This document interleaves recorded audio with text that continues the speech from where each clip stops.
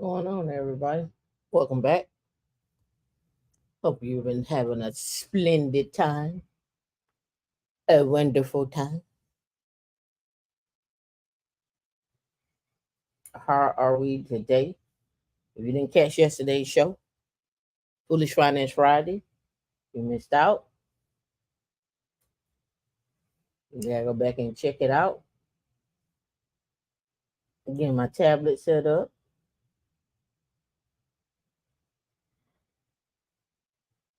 so I can make sure I interact. This is what episode 144, Tech Stocks and Jobs. I don't have my headphones on today. Need to get some new ones. I blame D for this one. We're gonna always blame D. Just remember that it's always her fault. If you didn't come to Wednesday night meetup, we went over. I had a slide deck. Let me see. I won't talk about it much here, but I can just give a general, overview of what was discussed. Let me see. Mm, mm, mm, mm, mm, mm. All right, so here's the slide deck here.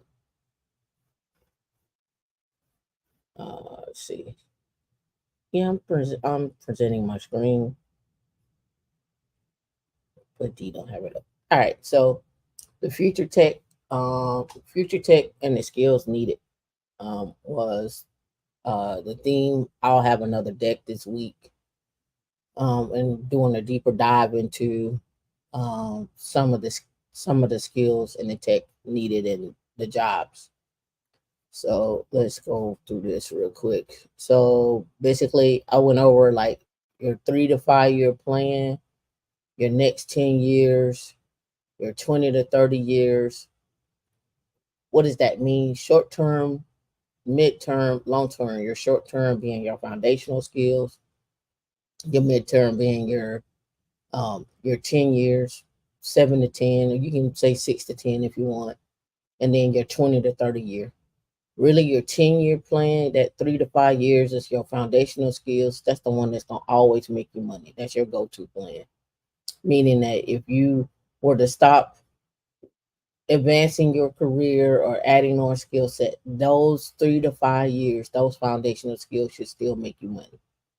And then your next 10 years, you're adding on, I should say 6 to 10, you're adding on more skills, you're becoming more savvy, you're understanding an MVP, you're understanding the business, you're understanding the bottom line, you're understanding where that company is headed.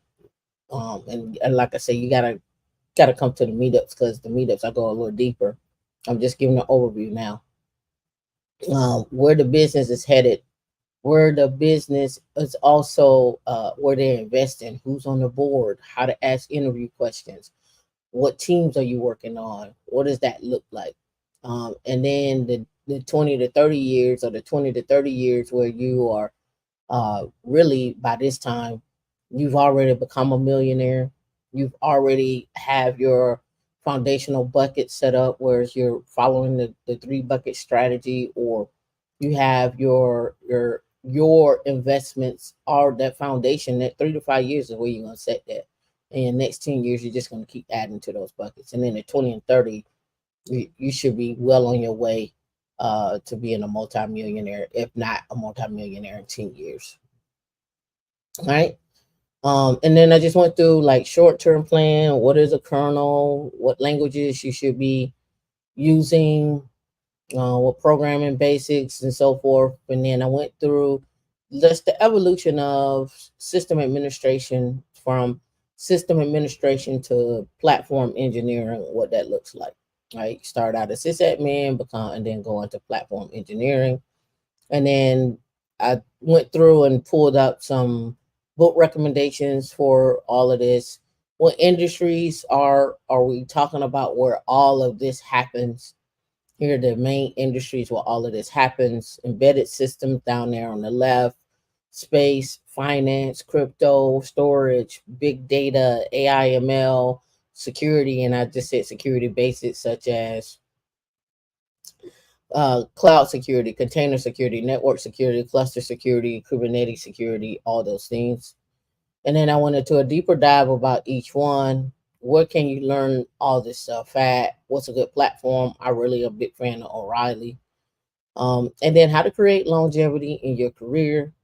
And then understand the fundamentals. This right here is like be the solution. When somebody calls you, they need for you to be the solution. They need for you to be on point. They need for you to be the one that is the go-to person. That's why they're hiring you and so forth. And then I went into a little deeper dive with each one of those areas.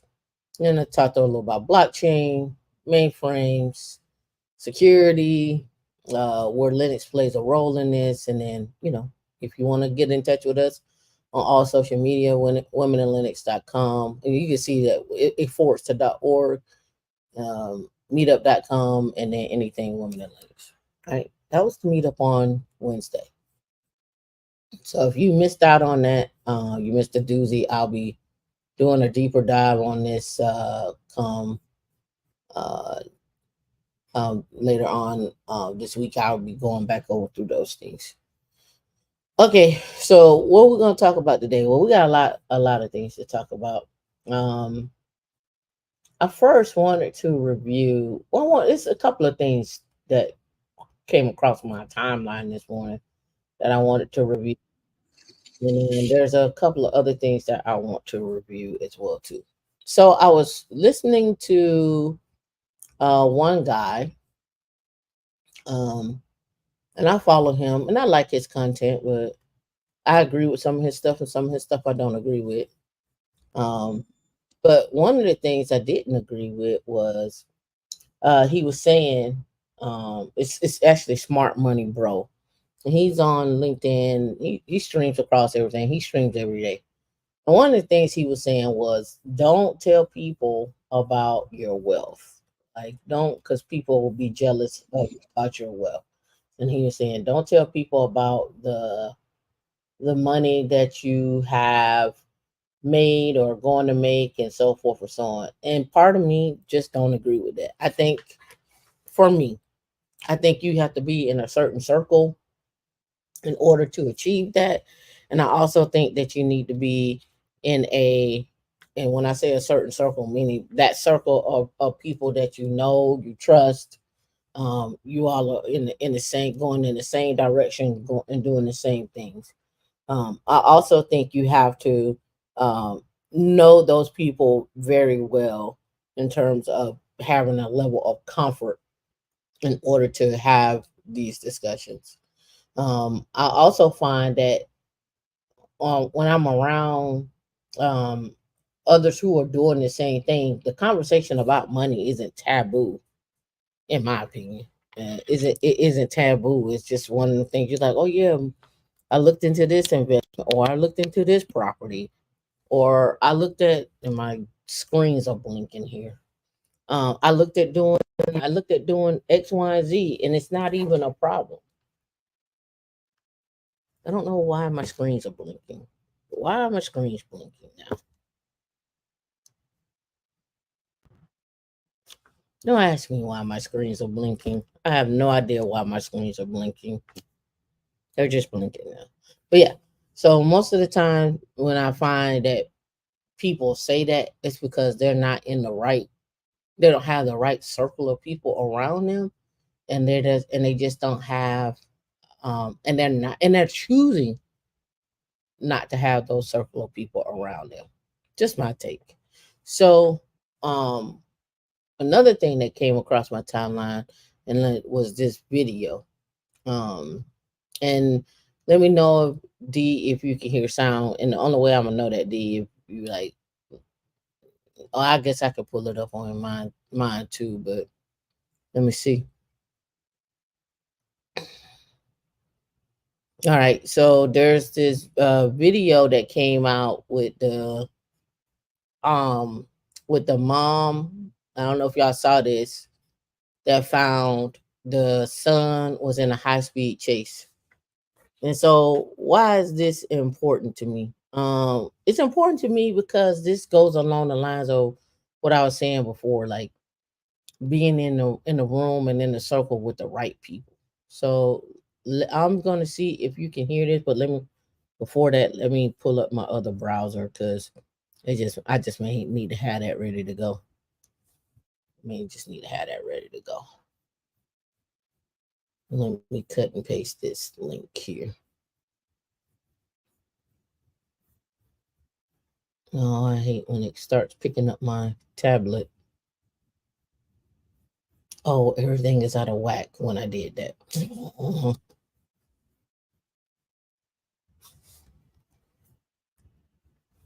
All right, hold on. I'm gonna pause that one.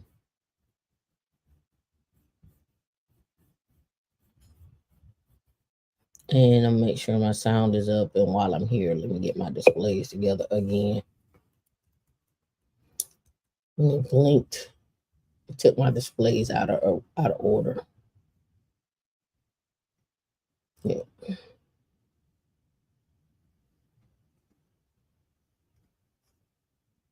All right.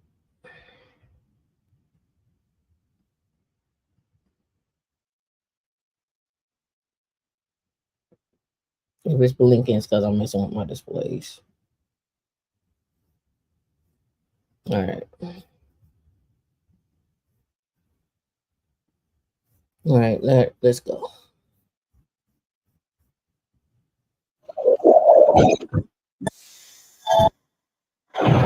Can you hear D? Okay.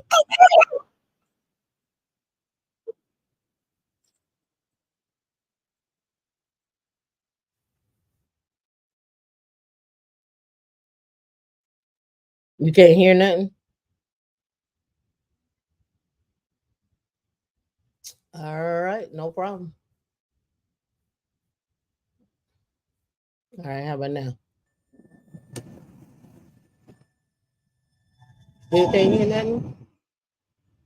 Okay. Don't got no control over him. The Akron police were patrolling when they identified a vehicle of interest. Upon attempting to approach, the vehicle accelerated rapidly. The driver increased the vehicle's speed to 70 miles per hour in a residential area before eventually coming to a stop.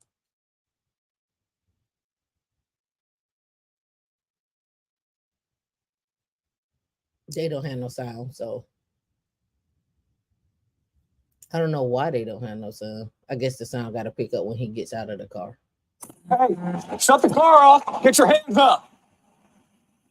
Car off, hands up. Oh, hold on. You got sound but no video. All right. I'm gonna do this.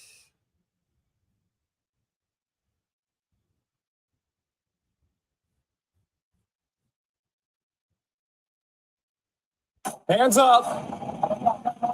Yeah, walk get out of the car. Walk back toward me. Stay in the car. You two stay in the car. Driver, walk back toward me. You two stay in the car. Car time. Hands on top of your head. Step out. Walk backwards. Face. Nope. Face. Hands on your head. Turn around. Walk back towards us. Walk this way. We have 2 canines. You'll be bit if you run. Front seat passenger, don't move. This way. Back. Keep walking back. Hands top of your head. Front seat passenger, step out and keep your hands on top of your head. Turn around, walk backwards towards us. Keep coming. Keep coming. Keep coming. FYI, this took place in Ohio.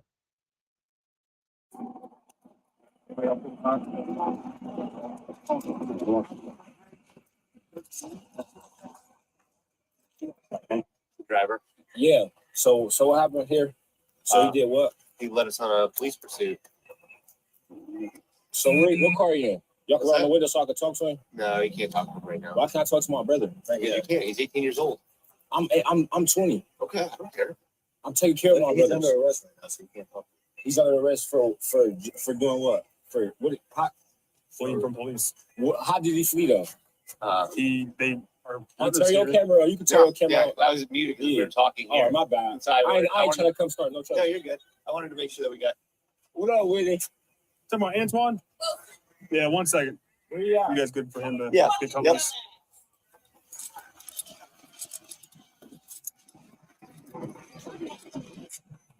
I'm mom, but I'm about to go to suck off. Here, let me get my sauce. Yeah. So reference, why did I bring this video up? So for reference, the reason why I brought this video up, because again, it goes back to the original premise of the circle that you keep, right? The circle that you keep, right? So if you find yourself surrounding yourself with people that's not going in the same direction or wanting to go in the same direction, that's just not your people. And there's nothing wrong with that. There's nothing wrong with that not being your people. It's not your people. It's not that you better than them. It's not that you think you better than them. That's just not who you are anymore. And it's okay. It's okay to move forward in life. I don't know why we have this unified thing, like I gotta stay down with my peoples.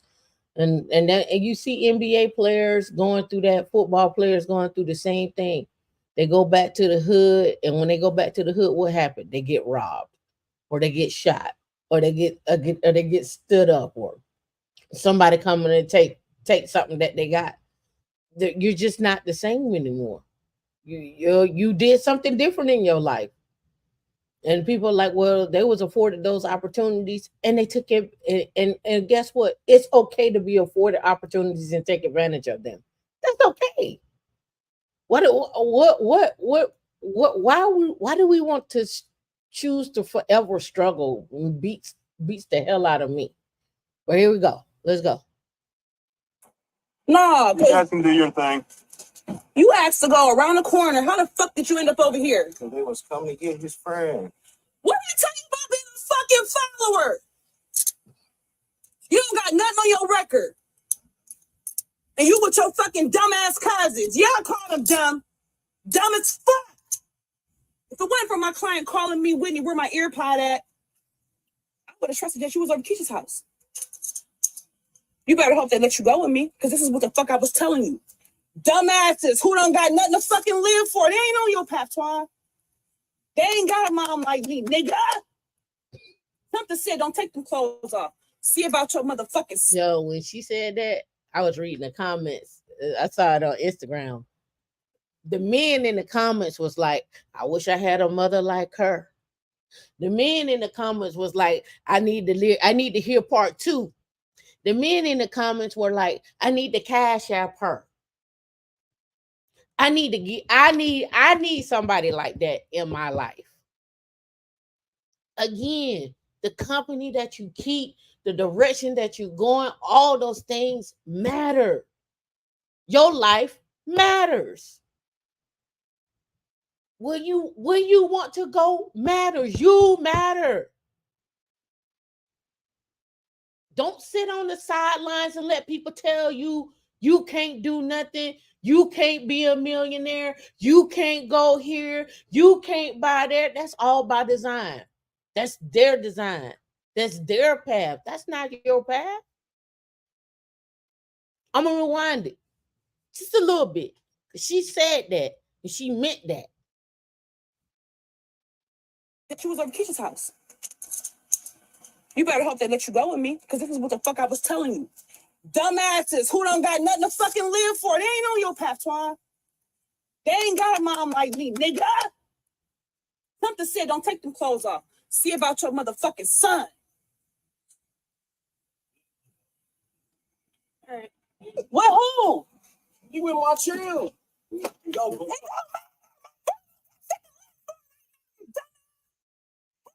got no control over him. You don't listen. I'm sorry. They'll take you. And when they don't give a fuck, they doing their job. You a young black man. I don't give a fuck how it sounds. I'm gonna stand up for my troll too. I don't know what happened, but God got me here. You ain't never been in trouble, son. This is everything mommy be telling you about. Everything. And I done called you 20 fucking times. You know me, man. Call me, son. You don't get the fucking answer. Say nothing. You in the back of a fucking car. You graduate. You got prom on Saturday. I ain't taking you to get the license. I can't trust you now, nigga. You asked to go around the corner. You broke your trust for your cousin who don't got shit going for himself right now. Then later on, you find out that the cousin was in the car with him, and the cousin had a gun in the trunk, and he was probably driving. And the cousin was like, "Don't pull over, because if you pull over, I got that gun in the trunk, and then something's gonna happen." So what he do? He peeled off. Again, the company you keep, they ain't going in your direction.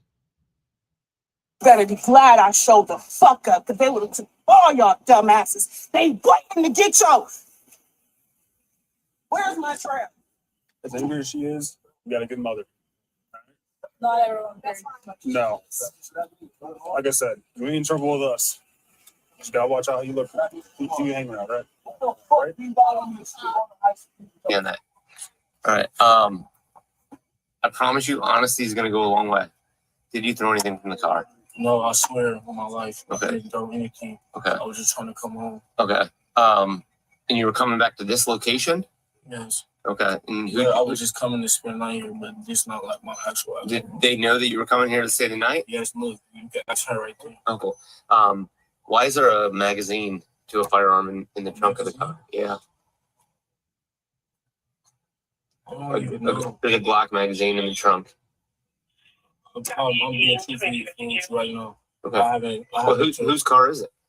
It's my mom's, but my mom, she own her own gun, but she don't have a Glock. But look, you know what I'm saying? No, it's my car, but it's in my mom's name. Okay. But what's it called? When I haven't drove this car in a long time. Who's been driving it? Nobody. Like the car doors been unlocked. Everything it just been sealed.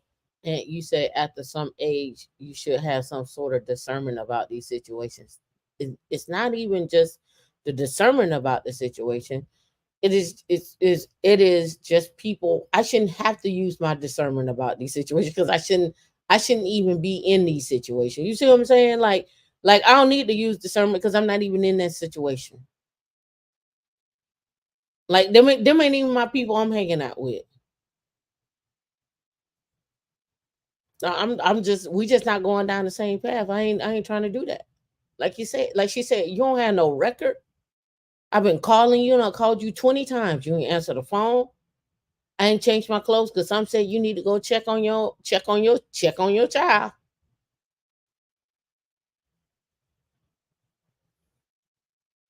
I mean, I swear.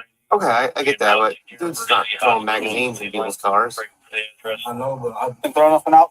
know because you don't listen to So here's the thing, man. If my dog finds it, that's just another charge on you. But here's the thing: if we don't find it, and some kid gets it in the same area you fled from, uses it in a crime, shoots somebody else, that comes back on you. We'll tie it to you. So did any of your passengers throw anything out?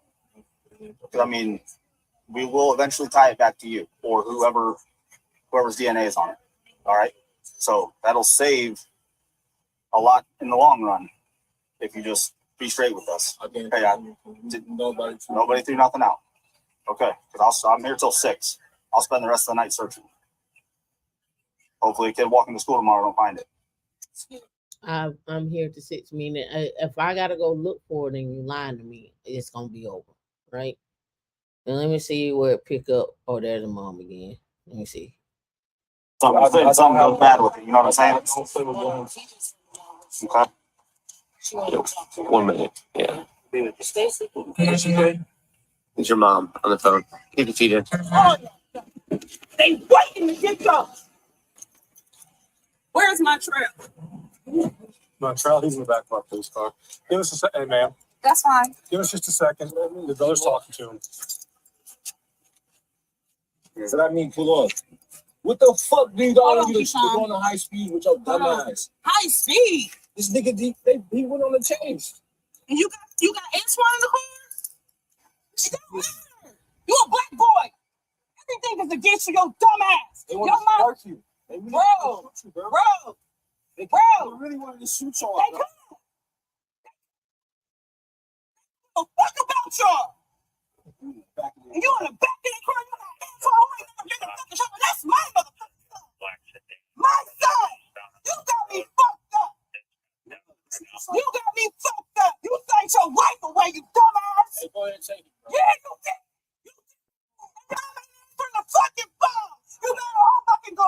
get her down here. You better hope they don't take your fucking stupid ass. No, he All right, man. I'm going to jail. Okay. He should. He going to You in the jail. wrong, bro. You ain't supposed He's like, am I going to jail? Am I going? You sped off. There's a magazine in the back. Where's the gun?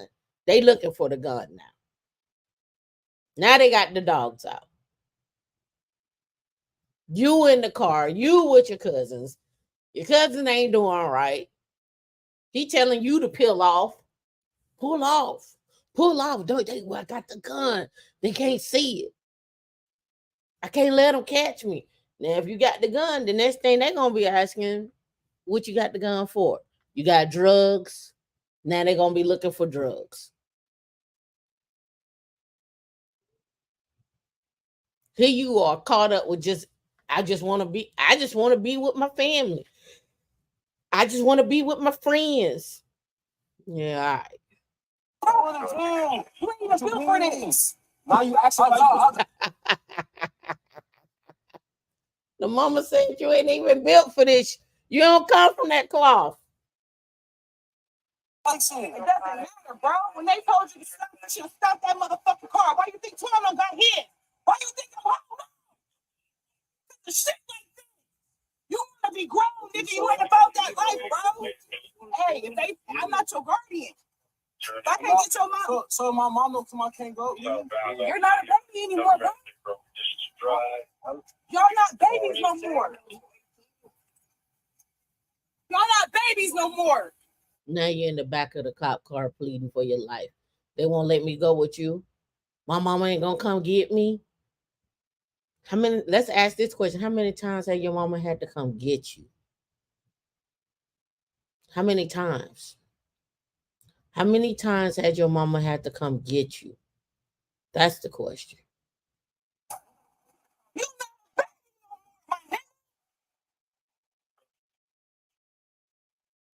You're the perfect. And then I don't know what's the problem. Another chase? Doesn't matter, my nigga. You didn't stop. They would have shot you. Do you know who Jalen is? I don't know the stars now. For whatever the fuck reason. You a black boy, Sandra Bland. Everybody fucking count. You out here at 11 o'clock. You know What do you need? like that, Yeah. boy. What do we need here? We got a rest ticket. Sorry. Oh, okay. It's good. Yeah, we're good. And you gotta change spring parts well. Okay. You got me fucked up, my truck. I'm disappointed, bro. Is the wagon ready for him? Yeah. Okay. All right, ma'am. Wait a minute. It ain't nothing I can do. I'm not your mom. I'm not your guardian. Ain't nothing I can motherfucking do. I mean, Yeah. You're the driver. You have to be responsible. Everything your mom ever said, that's why she took the car. That's why she frustrated. You don't want to listen. You don't want to be grown. Come on, man. Look at your grill. Man, you don't have a fucking fit, dog. All right, ma'am. I'm, Yes, ma'am. can I have some information to get to his mom, please? What information would you like?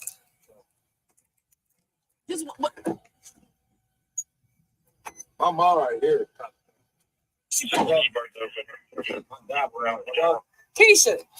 This Whitney right here. Hey, man. Antoine asked to walk around the corner of your house. That's why I was calling you. Because I'm like, my son ain't Okay, I'm home. gonna pull. I'm gonna take it on here. They got my truck. Oh, man. Back in the Go car. ahead and step out. What's that? You're going to county, man. Yeah. Listen to him. I'm going to county. I am. That's where I'm going. You don't even know what you got yourself into. You don't even know what you got yourself into.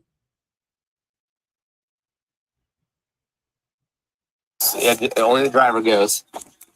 What's that? Don't resist. Just relax. You got to learn your lesson, my boy. It's about everything. It's about everything. Can y'all just wait for So dumbass. You're good, man. You're gonna listen. Sir, everybody's fine. Nothing on you that we missed. He's doing okay. Just relax. Yeah, he's fine. Hey, Montreal, we're gonna walk you over here. When I was in your face the other day, when I was talking to you about school and focusing, this is what the fuck I was talking about. This is my phone. Okay. This is what you hear your mom crying. This is what the fuck I was talking about. I'm only your aunt. Sir, we're gonna walk this way. Come on. Just relax. Don't flip out. Just relax. No, not there. There we go. All right, the car. Now here's the question that I have, because when she was yelling at her son earlier, she was like, you following your cousin? He don't have a mama like me. So I have questions about the aunt, and Keisha is the name of the mother. I have questions about that too, because she crying. And my question is, why are you crying? Because it sounds like they ain't she don't watch him like that. You dad? Yeah. I'm picking up the car. So listen, this is what I be talking about right here.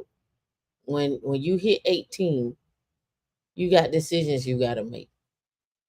And these are grown decisions. These ain't baby decisions. These are grown decisions. You're gonna either go to work, you're gonna either go to college, you're gonna go to the military, or you're gonna start a business, but you're gonna have to do something. And you gotta figure it out. And you gotta figure it out quick. Cause let me tell you something. Sitting up at home being hungry ain't the answer. Sitting up at home hungry at your mama house, and your mama mad at you, and your mama struggling, and she looking at you like you able and grown, big body, and she got to feed you too now. Now, when you were 16, all right, there's an obligation. When you were 15, there's an obligation, but you 18 now. She looking like, I get up and go to work. Why can't you?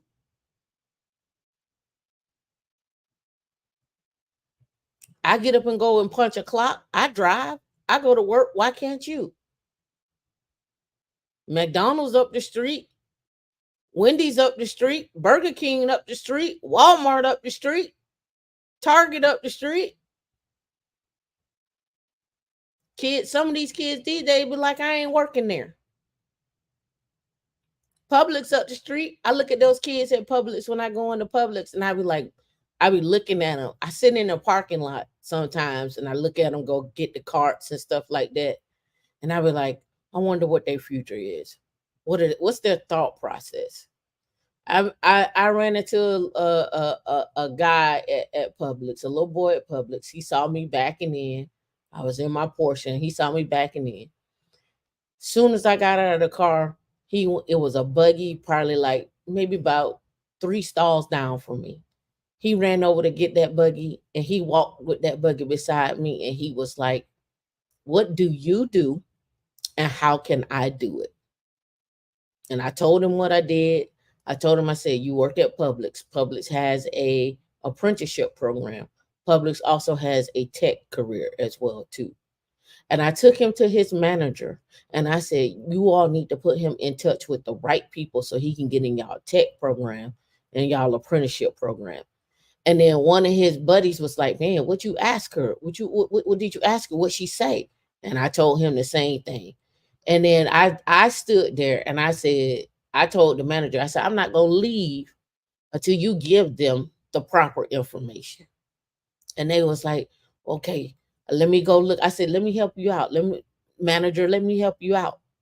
Here's on your website.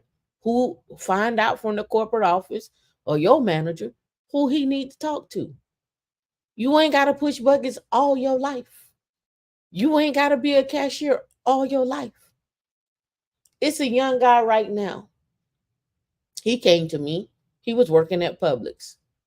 I think his name may be Kenny or Kensington. Anyway, he was working at Publix, and he went into their IT program at Publix, and now he owns his own cybersecurity company. And his dad helped him figure out the loops and so forth. And now he does cybersecurity training. And it's so funny. He don't reach out to me no more. He used to. He used to reach out to me and tell me what he was doing, where it was going. I say congratulations. But I think he was looking for more from me. And that's okay. But now I see him, and when I see his posts, I share his posts. I had already put him on his path. He already had people in his corner. He just needed a little guidance and a little way to go. And now he got it. Now he talking. Now he on YouTube. Now he out here doing conferences. Now he's a thought leader. He doing his thing. Sometimes it takes just a little nudge, but you got to be willing to do the work on your end. It's only so much I can do. You got to put in work. She out of town. She out of town. Okay. So if y'all taking it? Yes, sir.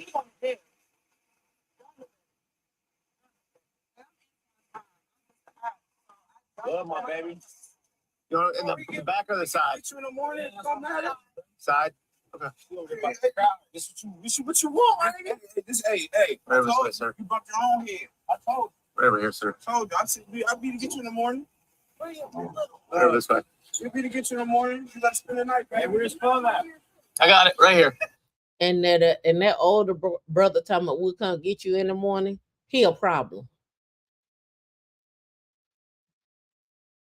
He a problem. Because he looked like he was getting ready to roll one. He stepped outside. he a problem. He an instigator. You want your phone with you? That's up to you. You want your phone with you? Well, it goes with you or it goes with them? I got your phone. You can't have it with you right now, but It's gonna go in the plastic bag anyway. Just give it to my dad. Give it to my dad. yeah, Dad wants the phone. So here we go. And he said, give it to his dad. And earlier you said, and I quote, I'm gonna scroll up. Daddies are important. And here's the thing. It gotta be the right daddy. It gotta be the right daddy. You can't be just a dad. It's gotta be the right dad. And when I say that, I'm talking about a dad that's willing to go and do the work with you, make sure you stay on your path. But you gotta help the dad out too. But sometimes it ain't just good enough just to say I'm in my child's life. It gotta be the right dad.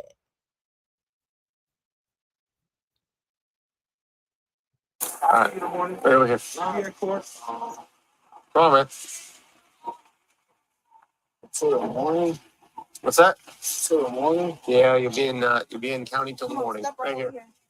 And you'll get bonded out.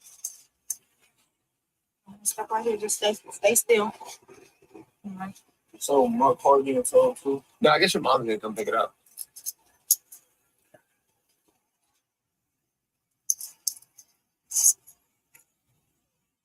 Oh, keep facing that way, man. Stay spacing away from me. What I do to see like front way. What's that? Like Keep staying that way, okay? I feel like doing a It's gonna be a little uncomfortable because I'm. Everybody riding this. Yep. I never did nothing before. I know. I never said you did. So I mean, why You made a mistake, man. It's not the end of the world. Okay. We don't do court out here. I mean, that boy heart is on the ground. He is like, I ain't never did nothing before. I ain't never so what's gonna happen now? Where am I going? Thanks. I know, but I'm saying like why Okay. You seem like a good kid that just made a bad decision. All right. So you can sort that out. Remember going to house. Just to show you don't do no dumb shit. Yeah. So what's that? What? This what happens when you know. He's like, why I can't go in the regular cop car? Why I gotta go in this paddy wagon? Why I gotta be in the big boy? You got a light. Not on me. Sorry.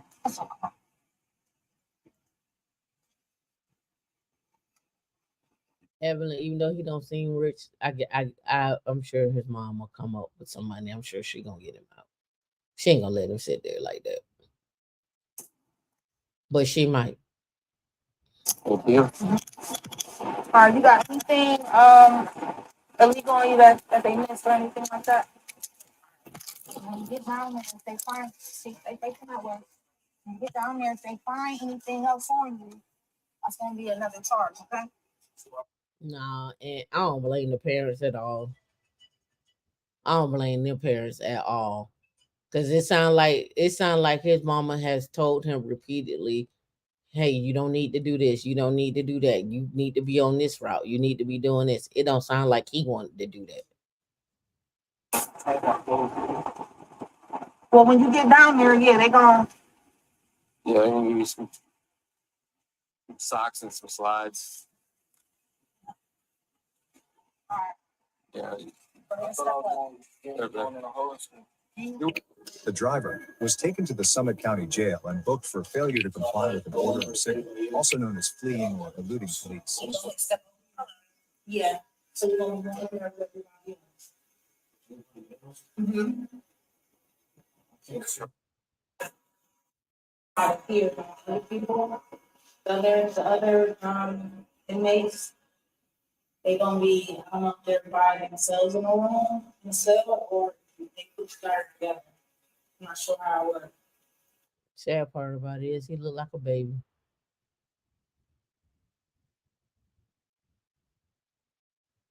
That's the sad part. All right, so why did I bring that up again? Knowing the company you keep. I think their parents did the necessary work. I just know from experience, parents can do everything for a child. Put them in the right schools, put them in the right school districts, put them in private school, put them in the right things, make sure they clothed and fed, give them all the attention and the love in the world. Make sure they get back and forth to school. Make sure they get back and forth to football practice. Make sure they get back and forth to college visits. Make sure they go to AAU camp. Make sure they lined up to go get their scholarship. The kid get the scholarships, and then they turn around and they say, "I don't want to do that." I have seen it. I have seen it. I know at least 5 kids right now that come from good parents, good neighborhoods, and they all have chosen what they have chosen. They don't want to go to college. They had scholarships, they turned them down. They end up going to jail. I done seen where they even I done seen even where they was like, you know what, we're gonna hook you up with getting your own house and getting your own car rental company off the ground and all that, and the kids still don't want it. It's not on the parents at a certain age. I give you to 25 to make mistakes. I give people to 25 make mistakes. After 25, this is Tameika's logic. I think 18 to 25, you're doing a little searching. You going to college. You're trying to figure out how you're gonna make money. Is this gonna be a career? You're gonna have some ups and downs. I think men and women, everybody's always screaming, get married in your 20s. Get married at 22 and 21 and 23. I don't agree with that at all. I think you need that 18 to 25 to set up that foundation. I think you need that 18 to 25 to make some mistakes, but you got to guard them mistakes. And when I say make some mistakes, I'm talking about you took out a credit card when you shouldn't have taken out that credit card and it's got high interest. Not going to jail. I'm giving you 18 to 25. You're trying to figure out life. You're trying to figure out who you are. Your armpits smell different. Your breath smell different. You don't even understand your insurance plan you got at your job. You don't understand what it means to save money. You still trying to figure that out. I give you 18 to 25. But after that, it's a wrap. Do I think kids from 18 to maybe marriage should stay at home? Maybe. Maybe. Maybe. Because again, going out and creating or I don't want to say creating debt. Let's change that. Creating stress, meaning you got to go get an apartment. You got to go live with somebody. You got to figure out how you're going to make that rent or that mortgage. You got to buy a car, or you can even got to buy that your bus fare ticket.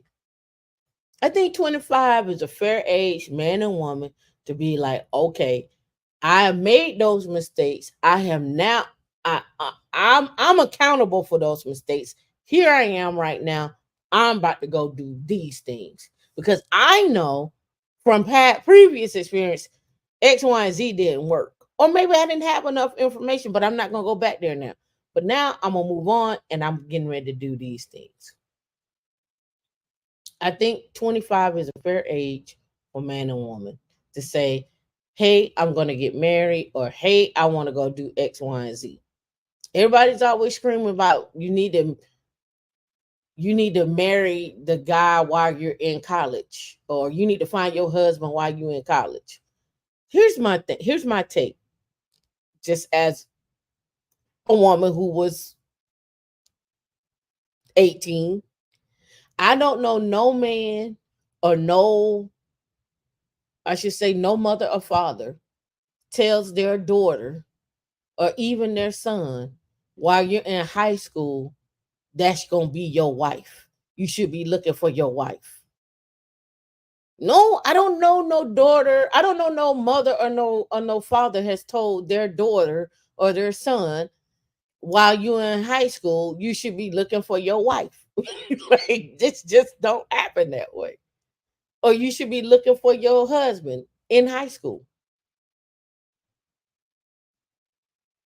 And I've never seen that. And when a father or a mother sends their child off to college or they start going to college, I've never, ever met a man or woman that says, while you're in college and you're going to college and you're going to school, make sure you look for a husband or make sure you look for a wife.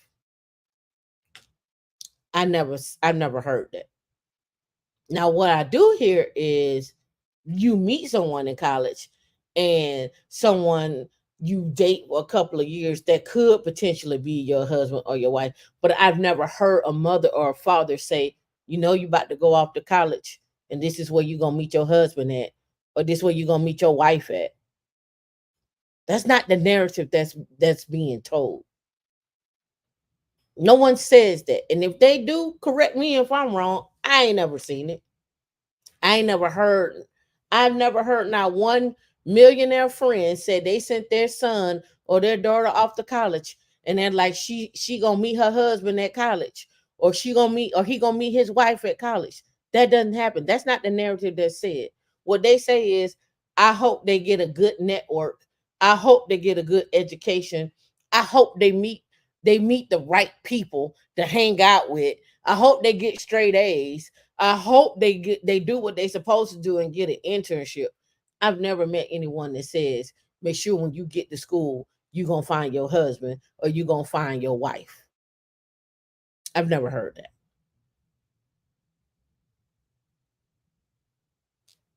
Never heard that. And if you heard it, let me know. Because I've never heard it. So this narrative that gets pushed all the time that when you get to college is where you're gonna meet your husband and where you're gonna meet your wife.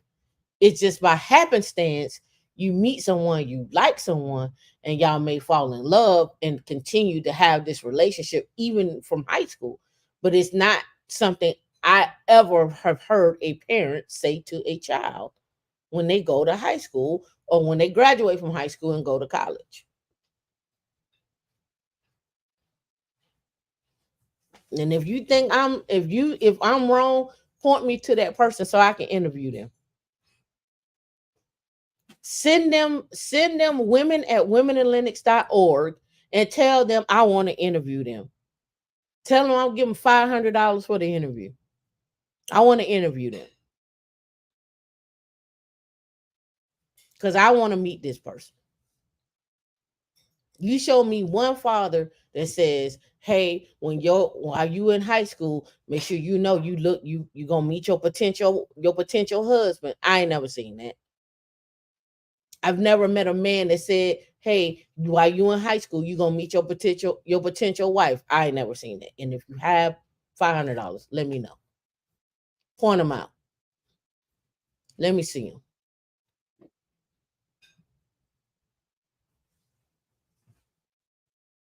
I'll wait.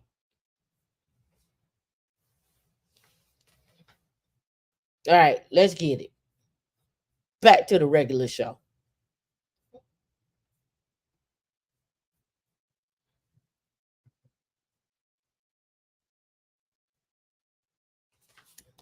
Let me pull up my other one, my other video I got, so we can have some conversations. All right. On to the next one. For people who drive a common car.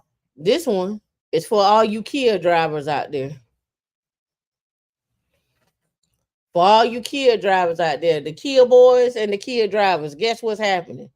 These insurance companies are not covering y'all.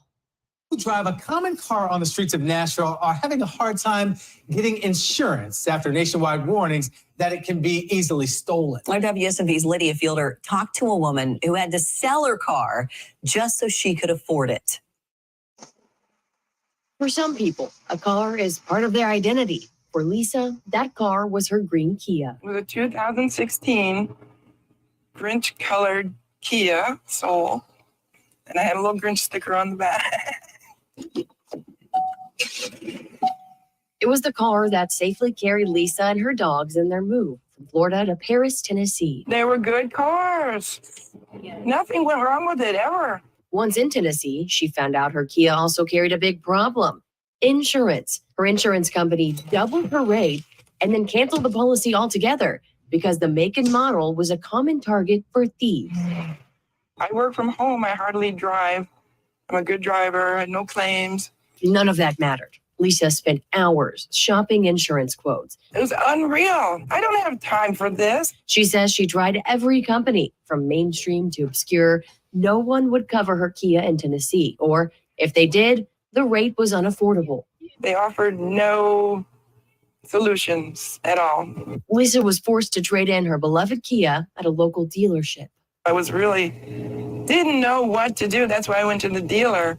So we checked and learned major insurance companies in Tennessee are dropping coverage on many Kias and Hyundais because of the theft problem, made especially popular by a trend on TikTok. I'll be aware of this new Kia and Hyundai break-in challenge. We reached out to Metro Police. They say in October 2023, there was a 410% increase in thefts of these two makes. But since January 2024, police data shows the number of thefts have actually been going down, leaving people like Lisa feeling unfairly punished by insurance companies. People driving their Kias, just happy, did nothing wrong. It's someone else being weird, and we have to pay for it. Kia and Hyundai have offered drivers of affected models a free software upgrade, which we found some insurance companies will accept. But Lisa, overwhelmed and anxious, says she had no idea that was even an option. Lisa would have had her Kia Soul paid off in October. Now she's facing 5 more years of car payments on this trade-in Chevy Equinox. I still see people driving Kia that are, you must be the richest people in the world. First off, so we reached out to. First off, she didn't have to go get a Chevy Equinox. She could have did something else, but whatever. All right, so be aware that there are some insurance companies that are dropping you for your Kia. So those that are out there that don't believe it, you see it. Don't get out there and be part of the Kia boys.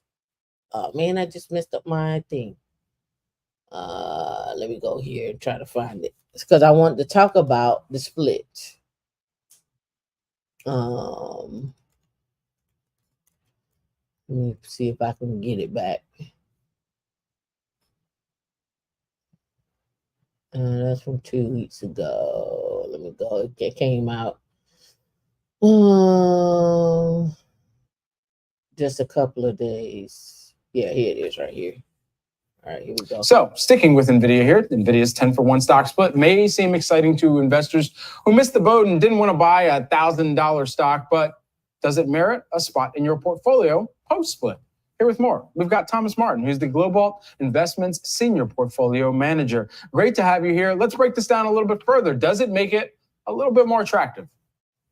Great. Well, thanks for having me on the show. As far as making the company more attractive, no. I mean, like you just did a very good job of explaining, nothing has changed economically for the company.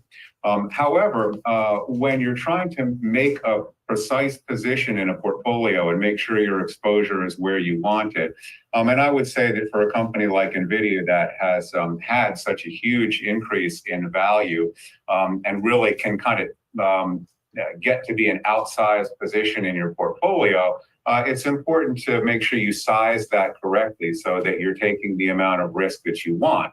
You have the exposure to a good company with great prospects, but maybe you trim it back from time to time to make sure that it doesn't get too big in your portfolio and you have too much. When the share price is a tenth of what it is, you can be more precise with that. And so I'm looking forward to the split to be able to just better manage my position and exposure. You know, we've been kind of...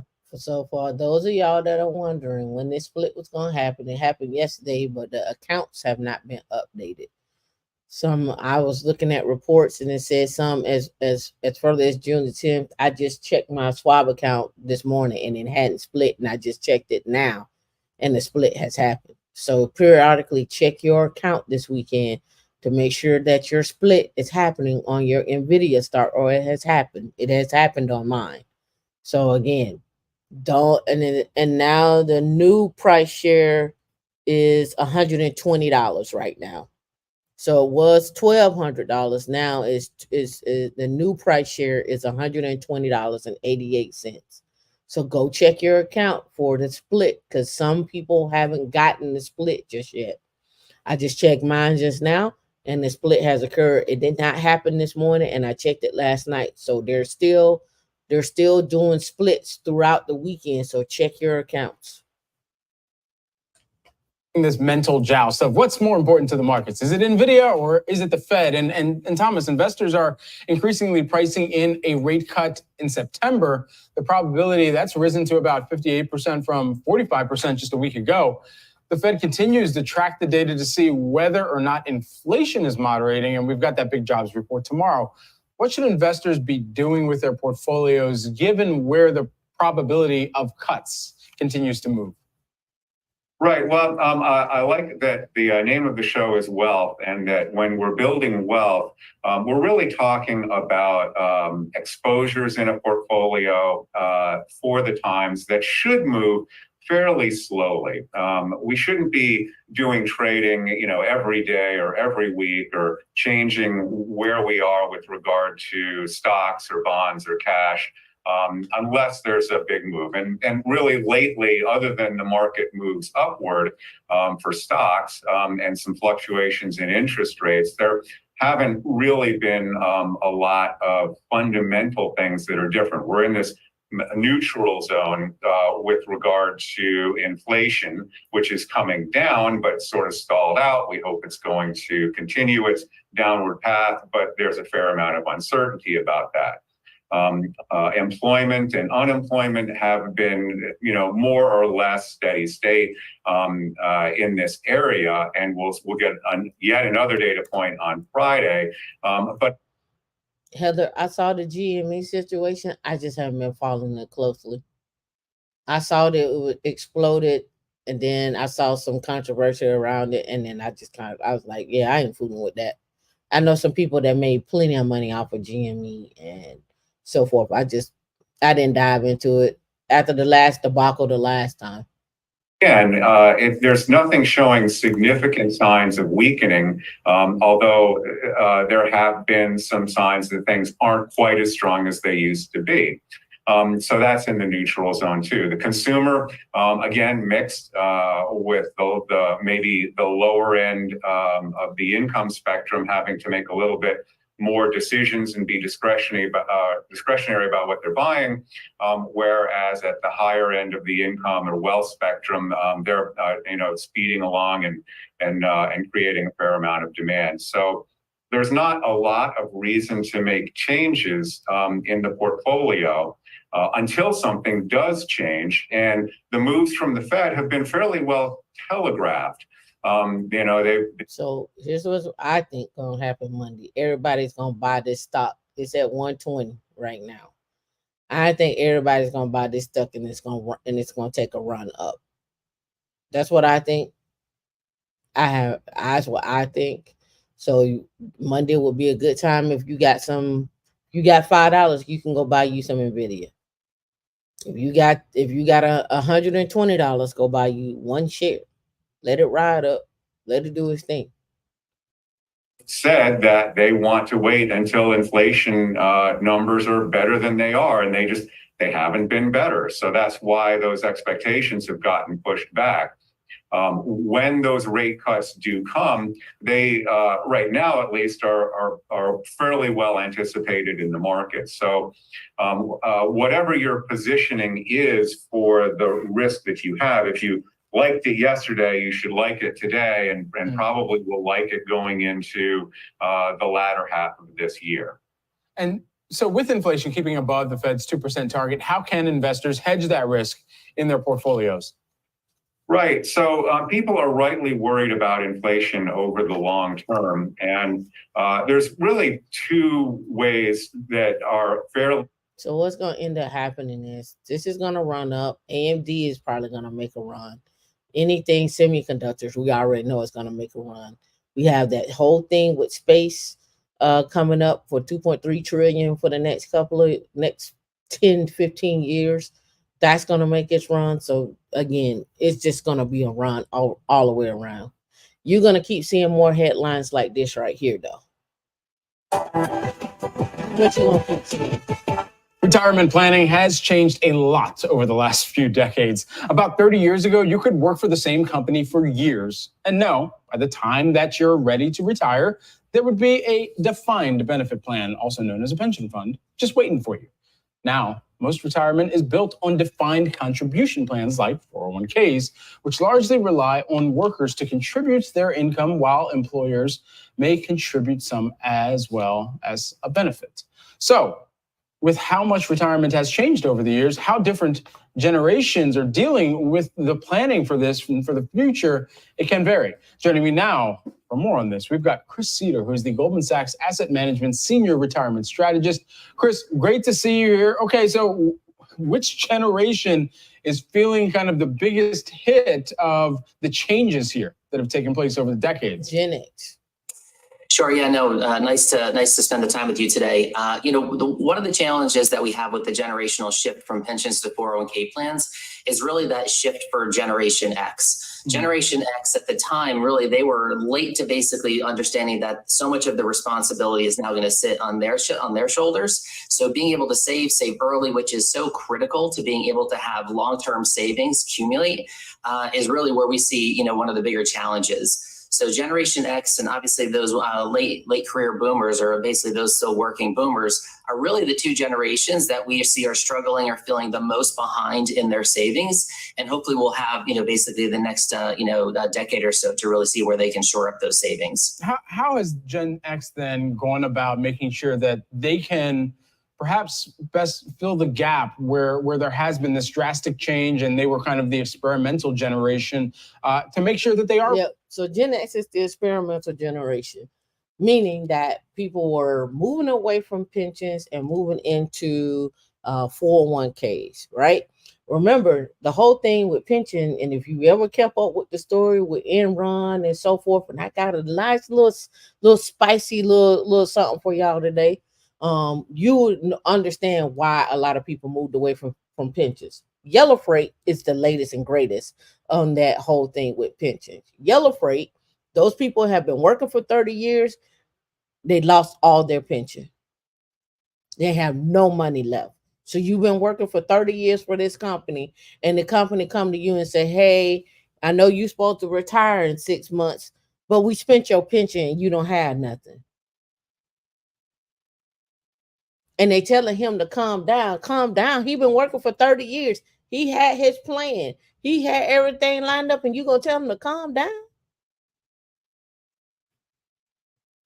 Like the son say, we about to set this thing off right.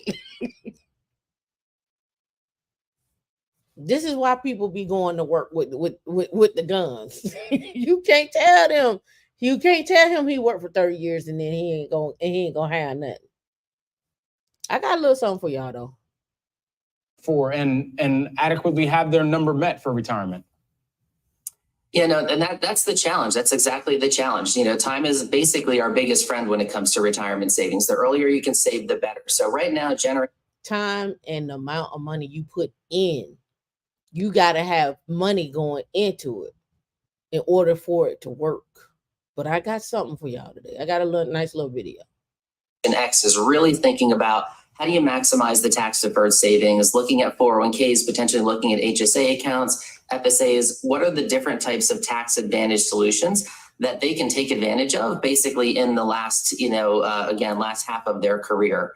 Really looking at those aspects. The one area that we continue to see is a gap that we think would make more sense if we could really focus more attention for the Generation X is planning. We certainly don't see the plans there, but that's going to be something that's going to give them a better course of action to figure out how do they basically navigate some of the trade-offs between saving for college or dealing with elderly family members, navigating those challenges while also saving and maximizing their, basically their opportunity to get tax deferred savings. The one thing about Gen X that does Gen X a disservice is the fact that your parents didn't plan for their retirement. So when the parents don't plan for their retirement and they lean on you for money, that squeezes you out. Because who wants to see their parents struggling? But if your parent had money invested and working at the same time for their retirement, because at some point you're going to stop working. At some point, you're just not going to be able to work. You ain't going to have the tolerance. You may get sick. They may just have a layoff. There may be ageism. It happens. So what are you going to do? Like if you Gen X right now, and you're not putting away your money every month, every year, every day, you got problems. You might get a good 10 years out of this. You might get a good 10. You're looking for 15, 17, but you might get a good 10. And don't let you be an older Gen X. That thing may be going down. This is why you got to diversify. This is where you got to start being that entrepreneur or start making sure you have everything saved up the way you want to and get your bills down, and then transition and be into that consulting or something like that. And you can start the consulting now. You ain't got to wait till you retire. Is really going to be critical in the next several years. Let's talk about the younger generations as well here. Is there a massive delta between how... All right, so that's that one, right? I want to bring this one over. Well, I'll wait for this one because I wanted to show about how, thank you, Don, how AI, how China built the AI intelligence hospital. We appreciate you for the $49.99 super chat. What y'all do isn't popular or easy, but it's necessary. Nasty work. That's right. It is. It's nasty. Nasty girl. Don't mean a thing. Oh, yeah. Nasty. These, you funny. All right, so let me bring this video over. I ain't gonna talk about the AI joint. I'll wait for the AI on Monday. We'll do the AI on Monday. I really want to get into this video. Well, it's a couple of videos I want to get into. All right, before I get into that, I'm gonna leave that up because I may come back to it. There's this video out here that I'm gonna talk about as well. This is about an additional plan called a cash balance plan that employers can add to your 401k. So suppose you max out your 401k, you put in, the employer put in is 69k maxed out. say you maxed out your RA and you got your brokerage account, but you're looking for more ways to reduce your taxes. This cash balance plan can be like an additional add-on. I found it this morning to your 401k plan where you can go up to 300,000 in a tax benefit. We won't talk about that right now. We won't talk about that right now. We won't talk about that right now. We're going to talk about this. Tonight on Frontline, America's retirement crisis. It's tough to really worry about retirement right now. I guess plan B would be to keep working. My retirement plan is fingers crossed and pray, basically. Even if this is from 2013. We're in 2024. This is from 2013. Have a 401k or IRA. Will you have the money you need to retire? If you make $100,000 a year, you need $1.5 million to be okay. A lot of 401k programs are lousy. You put up 100% of the capital, you take 100% of the risk, and you get 30% of the return. Correspondent Martin Smith investigates. So make it simple. That's a question that can only be answered on what your risk appetite is. If you don't want making it simple. Well, I wish it was simple. If you want to gamble with your retirement money, be my guest. So this is why y'all need to pay attention to who goes into office.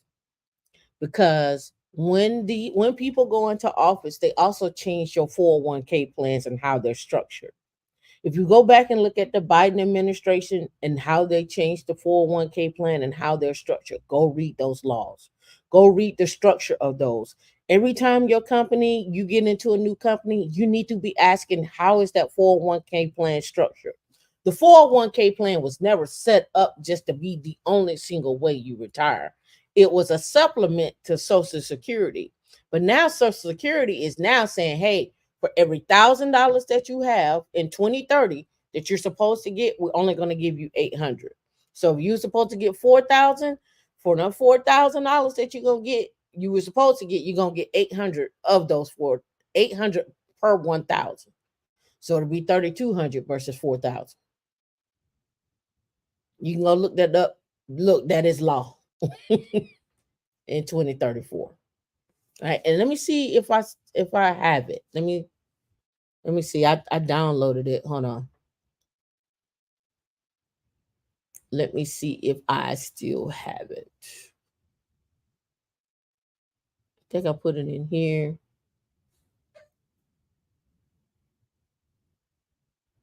Let me see, where is it at? I'll give you the website so you can go read it for yourself.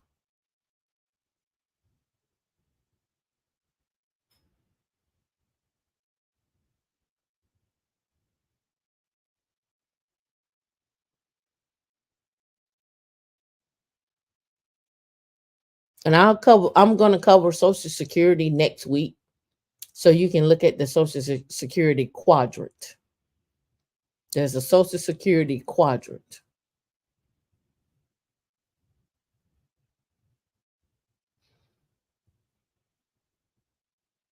Let me see.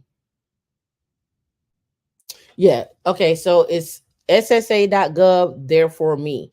It says Social Security taxes you pay go into Social Security trust funds. Remember, the Social Security is a trust fund, and that are used to pay benefits to current beneficiaries.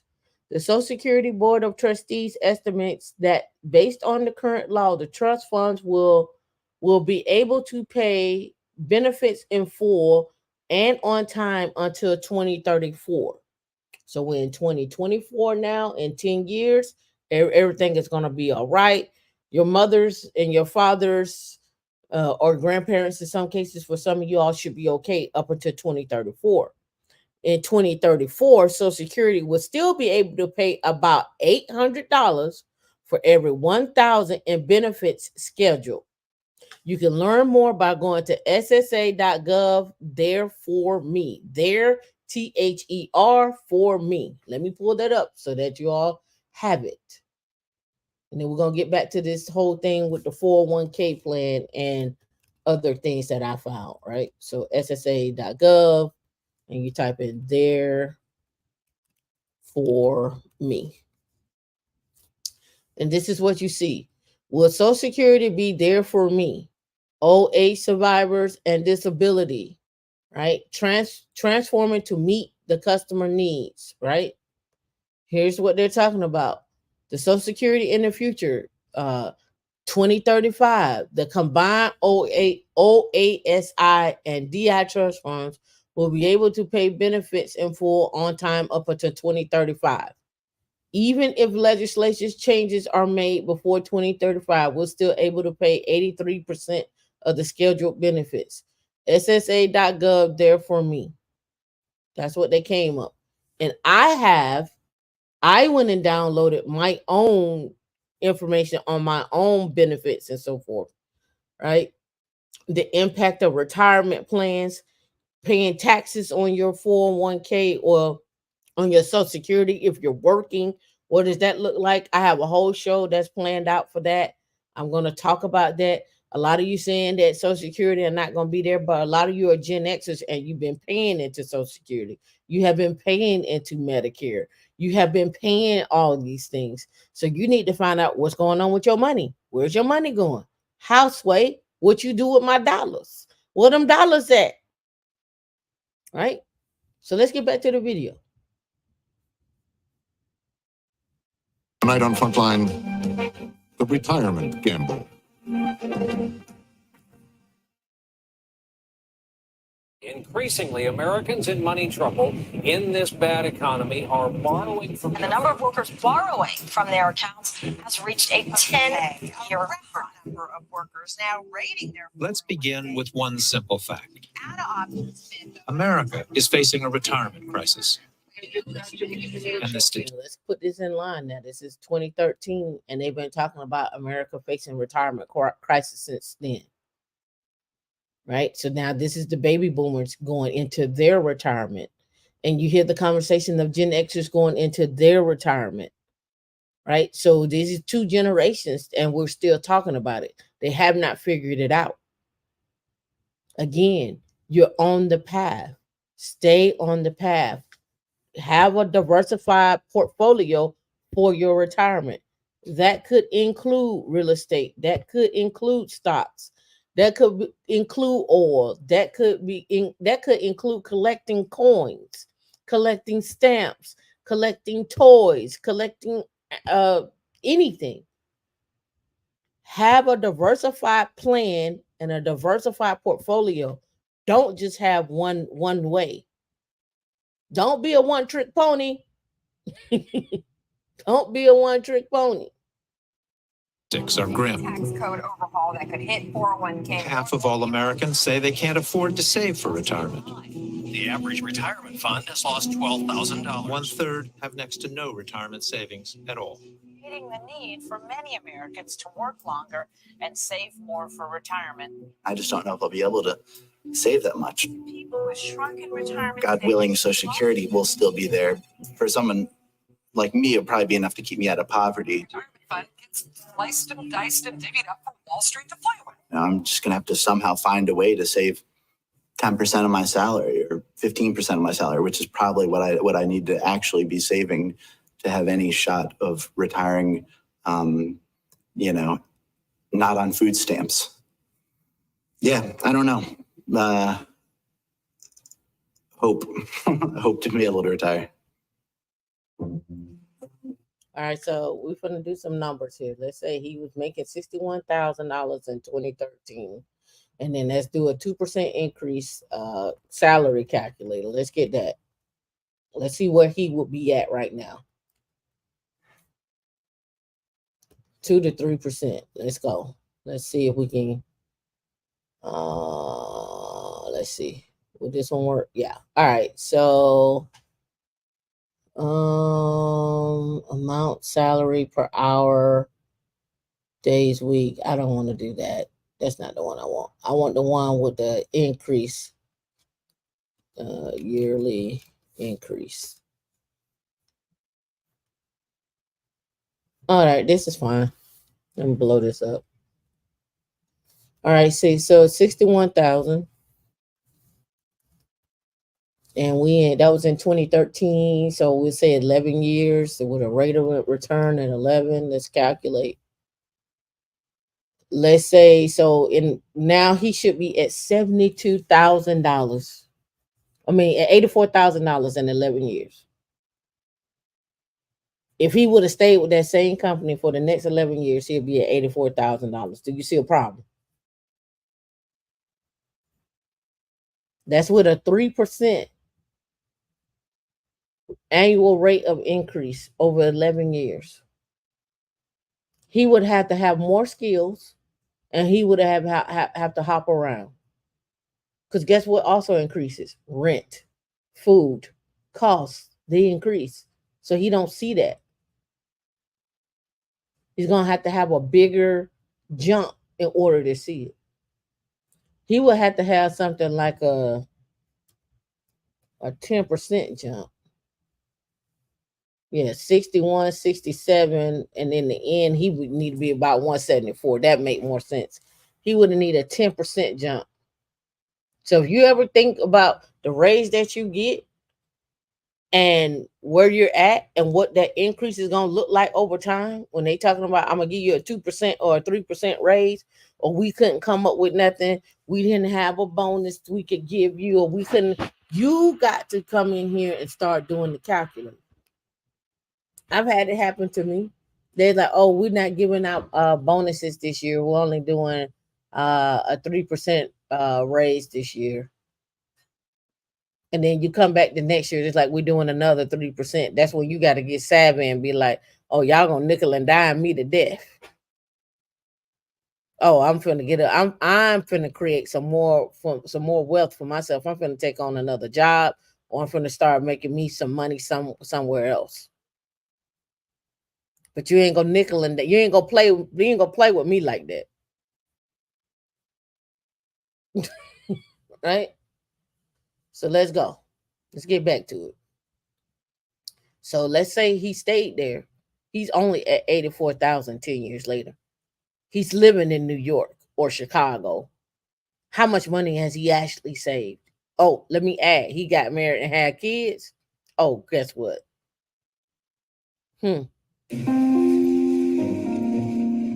Recently, I've started to look into how to make more money, how to increase my income while still teaching.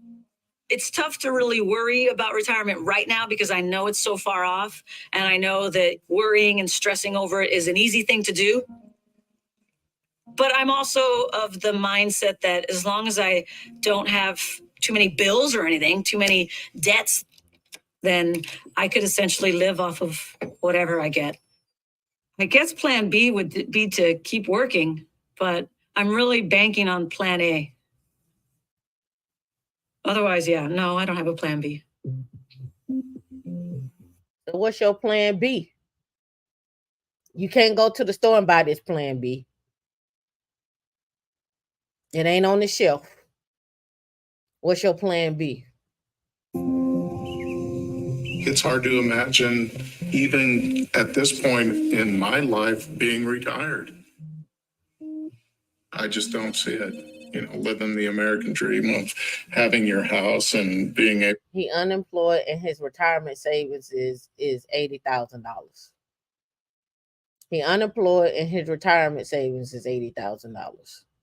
Retire. Nobody has a pension anymore. It wasn't like it was in the 60s or 70s where people worked for, good companies and had a pension plan. I think that's a harsh reality for And he's 54. people. I think, and I do think that we'll definitely be working until our probably mid 70s. If I had to make unless we can make. So the two of them together, they got $70,000, and he unemployed, so he ain't bringing nothing in. So you might as well cut that in half. And she bringing in $70,000. Some big ground soon.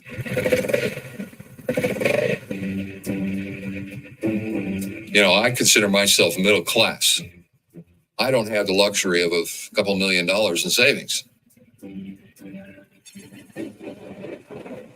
the cost of living is going up. Your water bill goes up, your utility bill goes up, your gas bill goes up, your food goes up. Retirees are getting stressed because their nest eggs, their savings, are not producing any income for them. So they're all wondering where they're going to make ends meet. Now, I'm fortunate I can live at a higher standard because I have a little bit of a nest egg in my retirement savings. But others, they're at poverty level. As for me, I'm almost 65. I started saving for my retirement in my late 20s. But along the way, I dipped into my nest egg, not once, but several times. So this is my IRA and 401k, and which will be cleaned out over a certain amount of time. And now, like millions of other baby boomers, I too don't have enough. The key to your retirement working out is having enough return on your assets. Most of my savings went to pay for my kids' educations. This is where See, this is the problem. Paying for someone else.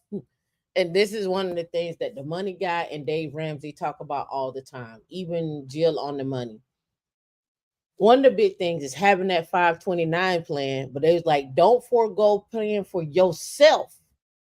Take care of you first, and whatever you got left over, you put it in that 529 plan. But take care of yourself first. You got to take care of yourself first. You got to put money up for your retirement. Then whatever's left, this is what I can do for you. This is all I got for you. I got a cool $50 for you.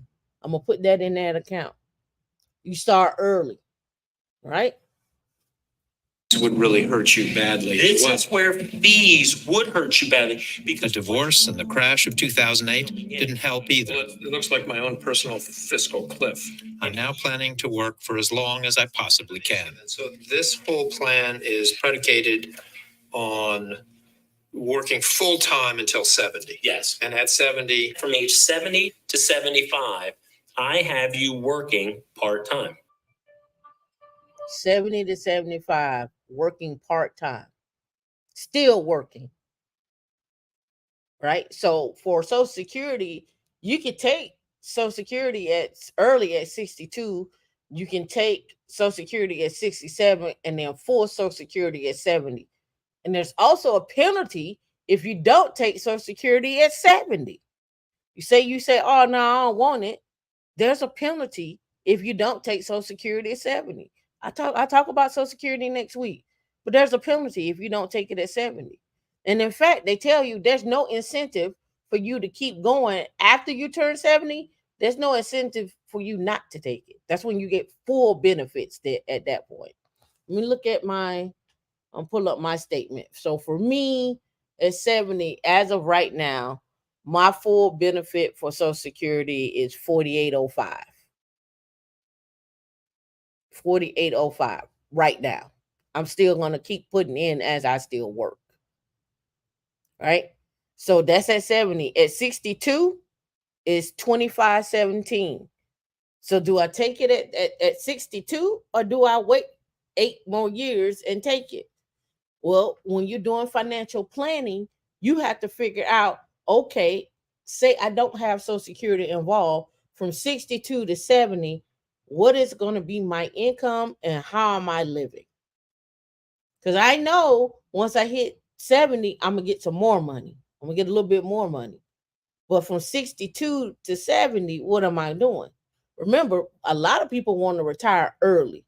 So if I want to retire at 60, I could wait to 62 and take 25 and get $2,500 a month. But I don't need it because I'm going to have enough set up where I don't have to worry about that extra pot of money until 70. Now, when you hit 70, you should be taking that pot of money and not living off of it, but go ahead and stash that money somewhere else and let that money work. So now imagine now you got $5,000 coming in every month. 5,000 times 12 is $60,000.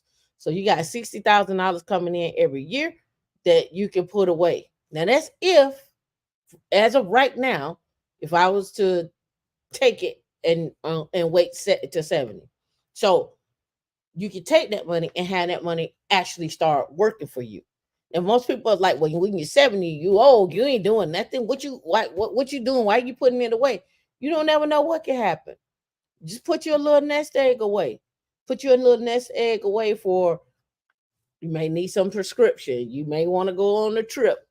You may have an emergency that come up. Taxes on your property.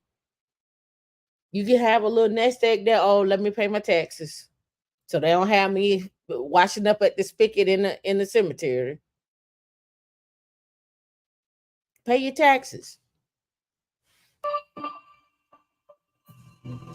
These days, many baby boomers are planning to delay their retirement. Some may never stop working. It's hard. Without knowing exactly how long you're going to live, it's difficult to guess how much you need to put away. Most people seem to feel that at retirement, to be okay, you need 10 or 12 times pay, and maybe 15. So if you make 100,000 a year, you need 1.5 million to be okay. You need to save more. You need to start sooner. You can't start work when you're 20 or 22 and decide to get serious about this in your 40s. The boat has sailed. So what can we do today? So what can you do? That's a great question. Number one, you need to start saving and start budgeting. You need to get you an Excel sheet tonight and find out how much money go out every month. Find out how much money come in. Find out where you can cut some costs, and also find out what you can do on the side, right? So, number two, finding out what you can do on the side, meaning how can I utilize the skills that I have now to make me more income? You're gonna have to get more income. And I'm not telling you to go get more income to pay bills. I'm telling you to get more income to save. I know some guys right now that are retired twice, and they still went back to work, not because they had to, because they don't want to spend their retirement. And they want to build up more money. And they also drive for Uber as well too. It's like, I ain't got nothing else to do on the weekend. I'm gonna go and drive Uber, and also I work too. So you got to have something. Again, know your skill sets, know thy skill sets, know thy our top 5 skill sets. How can I make money off my top 5? Write down the 10 skill sets that you have. What are your top 5? How can I make money on each one of those skill sets? Those are 5 different revenue streams. How can I get those coming every single month for whatever it is? I don't care if you're good at Excel. Somebody out there need an Excel spreadsheet. I need one now. Maybe you sell yourself out there and you make Excel spreadsheets for people. Maybe you're good at interior decorating. Nothing wrong with you sitting up there and saying, hey, for a little $500, I'll come in, give you some ideas, pull out some stuff, and go from there. Make yourself as much money as you can on the skill sets that you have. You don't have to sit on the sideline waiting. The last thing you want to do is be looking at a homeless shelter when you're 65. And it's okay if y'all start moving in with people. It's all right. Stop sitting up here and trying to be the Lone Ranger.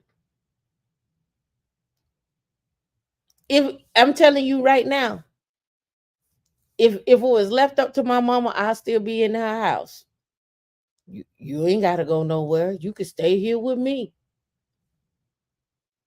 Get what you want. You ain't got to go do nothing. You could go in the basement, Tameika. It's fine. But that's just who she is. Watch out. Go build up your nest egg. I told my little buddy, I said, listen, stay at home with your mama. You make $200,000-$300,000 a year. What you want to be out here for? Stay at home. If you could stay at home and build up $300,000, would you not? Farron, you better start today. Go set up a Charles Schwab account. Go set up a Fidelity account Hell, if you ain't gonna do that, at least go on Cash App and buy $5 worth of Apple. Start today. In fact, do it right now, Farron. Open up Cash App, put $5 on Apple today. Put $5 on Nvidia. I don't care. Buy a VOO ETF. VOO. Start today. Don't delay. Listen, Valdez, let me tell you. I started automatically with all the companies that I have worked for. They automatically have been roping me into pensions and 401ks. Buy today. Buy today. Fair and good. I'm glad you got stops. But as you turn 45 in August, are you investing? T-shirt printing, day trading, tax lien investing, do it. Congratulations. TCTC, I appreciate you for the $4.99 super sticker. I appreciate you. You all got to start. It's cool to listen. It's cool to talk about Ebony K. Williams. It's cool to talk about all the other folks and what they got going on. But like Kendrick Lamar said, they not like us.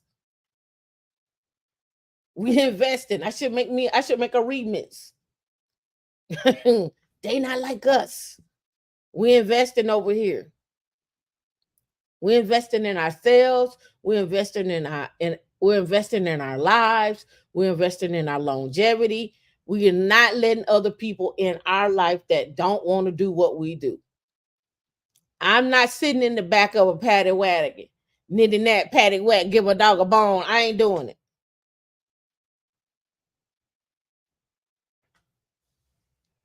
You should have access to NVIDIA stocks. You should have access to NVIDIA stocks. I don't see why you wouldn't wouldn't have access to foreign markets. I got access to stuff over in Africa. If I want to go investing over in Africa, I can do investments in China. I don't see why you wouldn't. You may need to look at somebody like a Charles Schwab or something like that, and not a Robin Hood, or maybe even someone like a Vanguard or Fidelity, or larger chains. But I'm not sure what's in Africa. I don't see why Fidelity wouldn't be in Africa, but it could be. They may have a partnership with someone over there. But don't wait till you hit 50 to like, oh, I'm gonna put $1,000 away a month. Nah, you're gonna need a nest egg. We're serious about this. Don't wait, don't delay. And if you're dating and you meet someone and you can't have a conversation with them about stocks or investing or building a nest egg, that ain't your person. I'm telling you up front. The learning curve is way too much. You're like, oh, but I can teach them. You need to be teaching yourself. You like, hey, here's some books. Hey, here's some knowledge. Here's a website. Here's a video. But you ain't got time to go back and be like, let me do this, let me do that. You ain't got time for that. Farron, you say you got 10K in crypto and 10K in stocks. Need to get 401k together. Yeah, you need to get your 401k or your IRA or whatever, or your Roth 401k, whatever your income bracket is, get it together. Let's go. Americans entrust over $10 trillion to thousands of big and small financial service providers. Okay, quick. I just bought stock. You just saw me buy stock. No big deal. With expensive marketing, Not headed for bingo night. these companies compete for our money. You gotta buy. Yes, I'm for picking. I'm for buying. Be a super strong. But there's so many choices, it's hard to understand. When it comes to mutual funds, it's often hard to tell what you're looking. Now, this segment goes into the whole thing about mutual funds. I have had this discussion with you all about mutual funds versus ETFs. Mutual funds versus ETFs. Mutual funds look to beat the market, but there are fees associated because there's somebody managing the fund. The ETF funds are more passive. They rebalance themselves. So you need to know and understand the difference between the two and whether you want to be in them or not. Dave Ramsey is like, oh, you could be in a mutual fund, but Dave Ramsey is not telling you about the mutual fund fees to get in and to get out. He's not telling you, and you got to educate yourself. If y'all gonna go sit down and talk to financial advisors and investors and stuff like that, you need to educate yourself on what they're saying and what that means, right? And when I say educate yourself, I mean sit down and read the prospectus and read what's going on. Let me see if I can pull up one so you can see exactly what I'm talking about. When we're talking about having that ability, number one, you need to have the ability to read. let's get that taken care of first. And the second thing is you need to make sure you have the ability to ask the questions. Don't just take whatever someone's telling you for word. You need to ask questions, right? Ask the questions. Let me see. Okay, yeah. All right, here we go. Right here. Here's the ETF that I went into from on my New York Life account. All right, so let me bring this over here. So it sends the prospectus, even though I checked it out ahead of time. And let me blow this up. This was the iShares. Here's is the prospectus here, right? The iShares Trust. And they go through and they have a table of contents. What is the fund, the principal risk, the portfolio holdings, the management, the shareholder information, financial highlights, and so forth. So here we go. Let's go look at the portfolio holdings.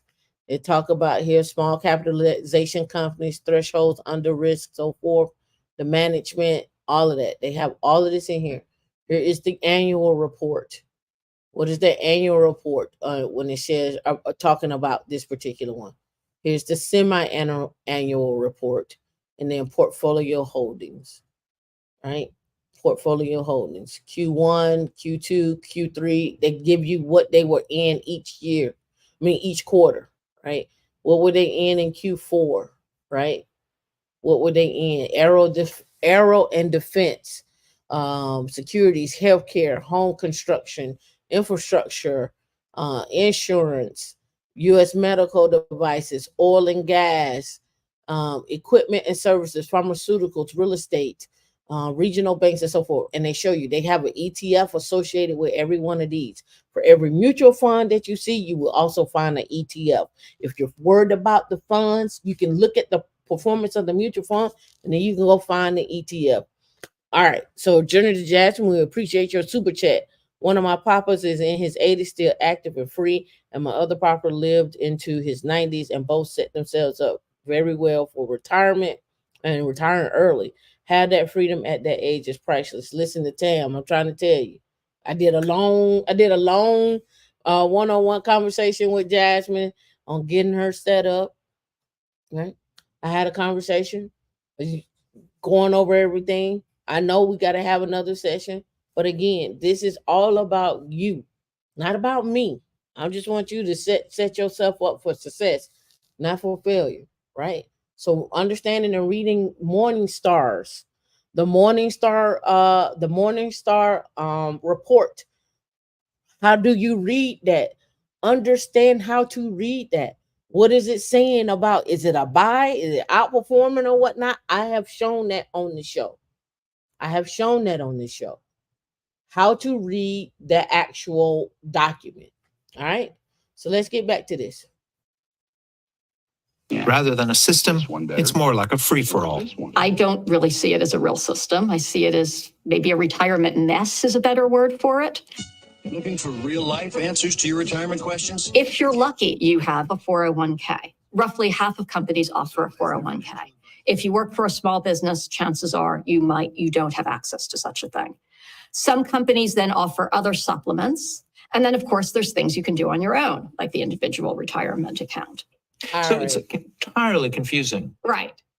So where does one begin? Let's talk about that 401k you picked up back in the 80s. About 60 million Americans have signed up for their company 401k plan. These are your 401k election forms. As you can see, there are numerous options to choose from. And remember, this is your retirement, so make your selections carefully. But most people remember their first 401k meeting as dumbfounding. Any questions? I had no idea. I was so confused. I came out of that meeting and I was like, oh my God. It was overwhelming for me then now. So this is talking about the transition from the pension to the 401k. I figured you never even thought about what happened and how we got here to a 401k. There are still pensions being offered in some places.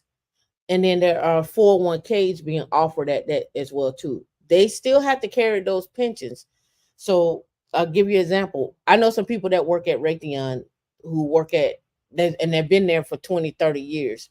They have a pension and they have a 401k. They still have their money in their pension. There's still work being done in their pension and they have a 401k. They still have money both in both of those, right? You had to have in order to invest. I really was kind of clueless. I didn't know what I wanted to invest in. I really didn't know anything about it. I had learned somewhere, I had heard something about if you're young, you should be more willing to take risk. You have time. So other than that, I really knew nothing. And that's one of the best aspects of this. I showed you the plan. You either had your choices between an aggressive investment, moderate, or conservative. You know, there was nobody there managing my money. It was all up to me. So traditional pensions don't necessarily let you take it all in a lump sum. The 401k is one of the only products that Americans buy that they don't know the price of it. It's also one of the products that Americans buy that they don't even know its quality. It's one of right. So what she's talking about, the quality of the options that you get inside of your 401k. You need to go and read with a fine-tooth comb what those options are. Let me tell you another thing. They put me on the big screen.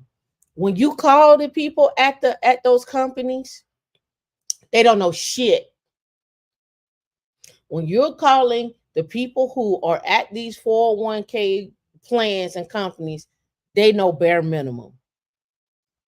So you're going to have to utilize three things: your intelligence, your search, and finding someone else to help you with your plans.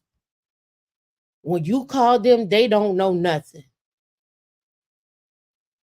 I've called 3 times this week asking about stuff because I got questions.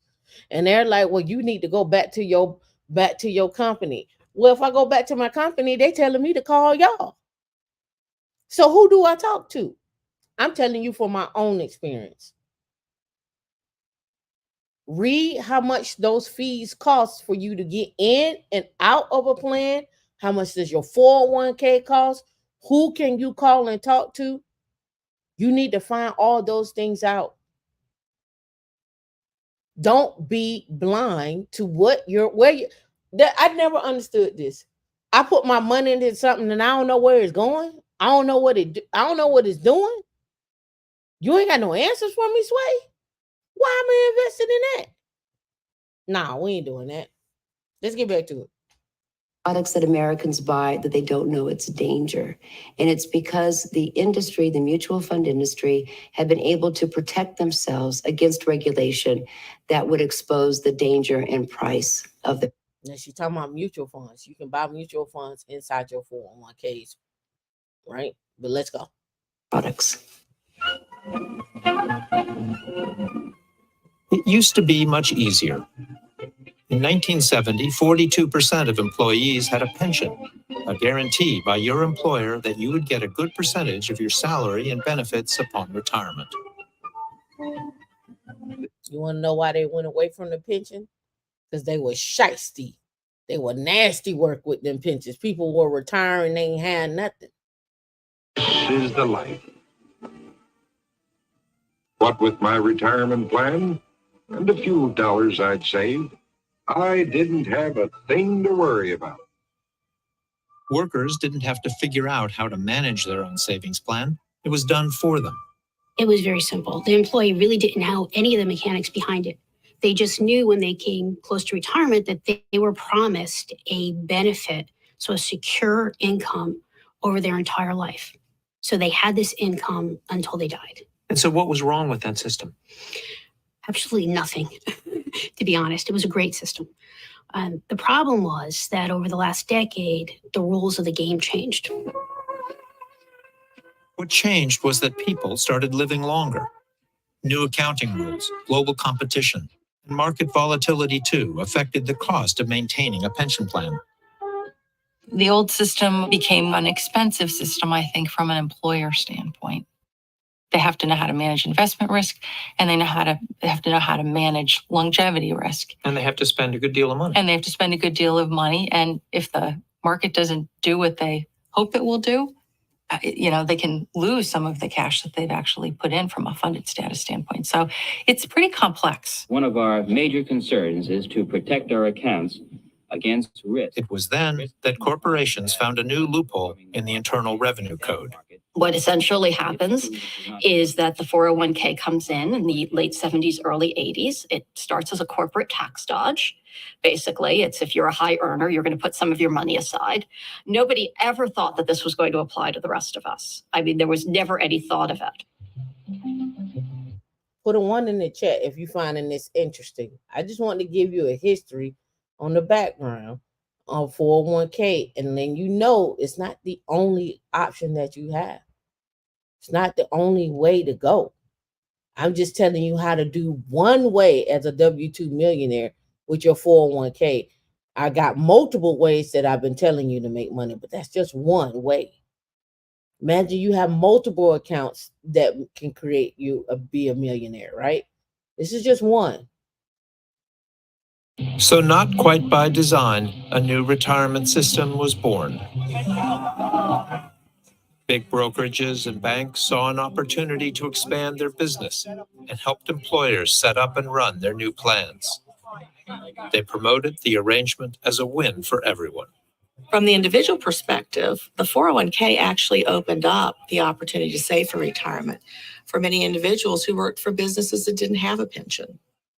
And it also allowed them to have a portable, vested amount of money that they could take with them as Americans started changing jobs more frequently. It's as simple, though, isn't it, as the businesses decided to get out of the business of providing pensions and shift the burden to employees. I would express that more as a sharing of the responsibility for retirement between employers and employees. But while some employers contribute to employees' 401k plans, all of the risks fall on the individual. 401k plans really place the burden on the individual participant to. Again, the burden is on you. You need to know the fees. You need to know the structure. You need to get on the phone with folks. And this is why I like Charles Schwab and I like Fidelity and Vanguard. At least you can get on the phone with them. You got somebody that's knowledgeable. The smaller the company sometimes, and they go get these third-party 401k plans, and you call them and you getting somebody all the way in the Philippines and they asking you, how can I help you? They're doing the basics. You need your password reset. You need to know what your balance is. You need to get into your account. They can't answer those questions. They can't ask you advanced questions. And I expect when I call you, I need for you to be answering advanced questions. That's why I'm calling you. Have an adequate retirement. And the vast majority of ordinary people don't know how to do that. It's a very complex task. We wanted them to be able to figure out how much they needed to save for retirement, how to invest that money, and then once they had a lump sum, once they retired, how to withdraw the money so they didn't outlive their assets. So that's 3 different risks. Picking and choosing the right investments. And how many of y'all remember these commercials? Because I remember these commercials, the baby, I remember the bull, I remember all of these commercials. Very careful. Enter the mutual fund industry. People in the mutual fund industry realized that there was a huge opportunity here, right? I mean, not only could they sell their mutual funds, directly to investors, but they could make the mutual funds the very foundation of the 401k plans. In 1981, nobody knew what a 401k was. By 1989, it's in the lexicon. It's being written about. It's being talked about. By throughout the 90s, now all large employers effectively have plans in place. People are participating. It continues to grow from there. Start saving $300 a month when you're 23, and you can retire a millionaire. The boom happened in lockstep with the roaring bull market of the 80s and 90s. Mutual funds were charging high management fees, but nobody seemed to care. The returns are great. So no one thinks about how much is this costing me when they're earning 15 or 20%. Star mutual fund managers like Fidelity Magellan's Peter Lynch encouraged all of us to jump in. You shouldn't be intimidated. Everyone can do well in the stock market. Now, this is a good portion of the video I think that y'all gonna find this interesting. And there's another part of the video where I think y'all will find this interesting as well too. So let's get busy. You have the skills, you have the intelligence. It doesn't require any education. All you have to have is patience, do a little research. You've got it. Saving for retirement seemed as simple as betting on the market. It was a great time. Employees who participated in these plans and invested in the stock market, couldn't wait to open their monthly statements to see how much the value had gone up, So things seem to be working nicely. So what he's saying is everybody is all gung-ho investing when the market is up. But really a true investor understands how to make money and protect their money when the market is down. So that's why you look and you'll see like a 70-30 split, 70 stocks, 30 bonds, or you'll see a 60-40 split or something like that. Or you see people say all the time, you need to hedge against inflation. You need to hedge against the loss. So you'll see people talking about T-bills. You'll see them talking about bonds. That's why I showed you last night the actual politicians and how they're investing, because they're trying to hedge against inflation. They're trying to hedge against the loss. That's why you saw some of them investing in T-bills. That's why you saw some of them investing in bonds. They're at their peak and they're taking their wins. They're like, ooh, sell, I'm gonna leave that in my account as cash. I'm gonna take those capital gains. And I'm gonna take that and run with it. Let's go. Well, I was invested in everything. Stocks, mutual funds, you name it. We would get monthly reports. Things were growing. Everything was growing. In the 90s, you could not lose money in the market, even if you were a dumb investor. I mean, it just kept growing and growing and growing. Internet stocks drove a powerful surge in Wall Street today. Internet stock. We've been on a run in the stock market for 20 years. It's like it had to come down at some point. It had to come. Now we're gonna bounce back. What is that gonna look like? What is that gonna look like? Suddenly, The economy was doing great. I mean, you had all kinds of gains in the stock market. That was kind of the dot-com era. those internet stocks continue their meteoric rise. You really didn't have to pay attention to, you got your statements at the end of every quarter and you were making money. It was exciting because This is the good part right here. I'm gonna pause there. I'm gonna answer your question, Farron. You say, okay, boom. Let me say it right. Okay, boom. Okay, boom. I drive trucks, right? I'm assuming that in my head, that's what you're saying. Okay, boom. I drive trucks, right? But I'm getting into tech. I make $1,200 to $1,300 a week. Which way should I go? Okay, boom, Farron, check it out. I don't know which way you should go because I don't have enough information from that question. Are you asking, should you continue in tech or should you continue to drive trucks, or which way you should go in tech? Boom, that's my answer. Just play. But let me know what you mean. usually over time, we would have a day where we would make $7,000 or and as much as $30,000 as in a day as it built, and even more. In 1996, we had doubled our money. We had 400. 96 was a good year. The Olympics came to Atlanta. Freak Nick was gone. The city was People was coming to Atlanta in the droves. Nobody want to leave Atlanta. They would come to Atlanta. They wouldn't leave. Some people would come to Atlanta with $5 and a dream. 96 was a good year. Almost 500,000. Steve Shulo and Dan Robertson believed they were headed for early retirement the day their portfolio topped $1 million. It was November 11th, 1999. Oh, that was a very nice day that day, wasn't it? What happened November 11th? See, it's when our portfolio went over $1 million. So Look at it. They was like, oh, what happened that day? Like, you don't remember your portfolio being over $1 million that day? And he's like, oh, yeah. Oh, yeah, that was a good day. That means they probably done bounced back. That's how I took that. that was just amazing. It was like, well, yeah, this is how investments work. You invested and it grows. I mean, that's how I thought about it. It was a manic Monday in the financial markets. Stocks plunged. Traders are standing there watching in amazement. I don't blame them. But in the spring of 2000, the market collapsed. A lot of their customers are freaked out. We did not know. This is our mistake. We didn't know it was a bubble. We just didn't know. Our portfolio had gone all the way down to where it was in 1996, from 1.5 million to 500,000. 460, I think. All that was gone. At the height. So they went from 1.5 million to $460,000. Gone. Who fault was that? They're gonna say it was your fault. Here's what I'm trying to tell you.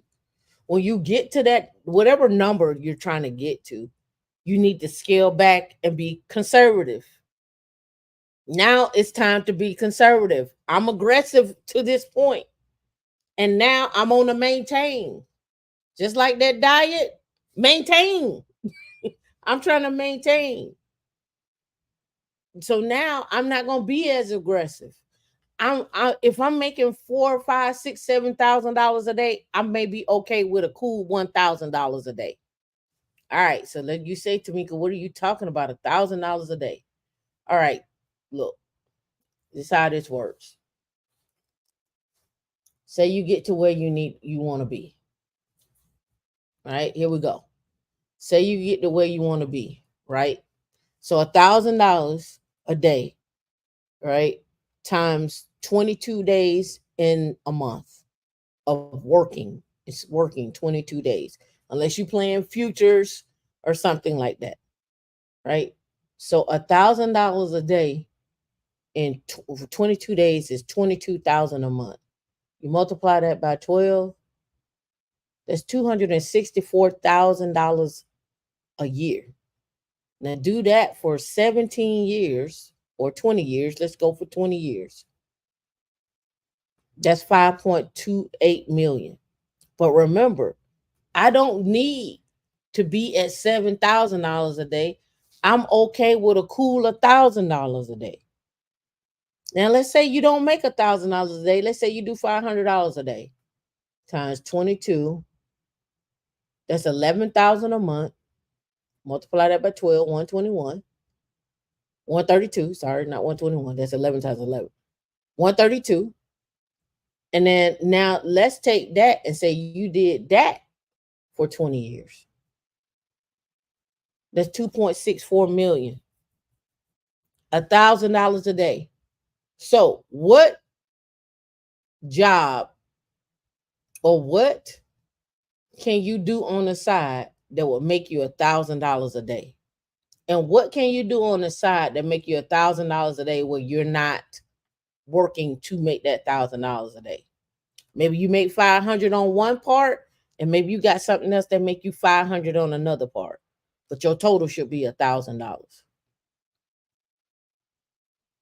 What can I do that's gonna make me $500 a day? Where it's passive. Is that an ebook? Is that writing a course? Is that selling a course? Is that promoting something? Is that an Uber driver? Is that a Lyft driver? Is that you delivering groceries. It's that you washing cars. Maybe you detail one car a day in your off time, and you may charge them $800 to detail their car. Depends. I don't know. But what can you do that's going to make you $500? Then move that from $500 to $1,000. Now, what I'm telling you is now I am taking my skill set to make me this other $1,000. I already got money in the market working as well. Right? So what if I got two ways to make $1,000 a day to make that 5.28 million? I got money in the market working. I got my skill sets working for me, and that makes me my $1,000 a day in one sector over here and another sector over here. Does that make sense? I hope it do.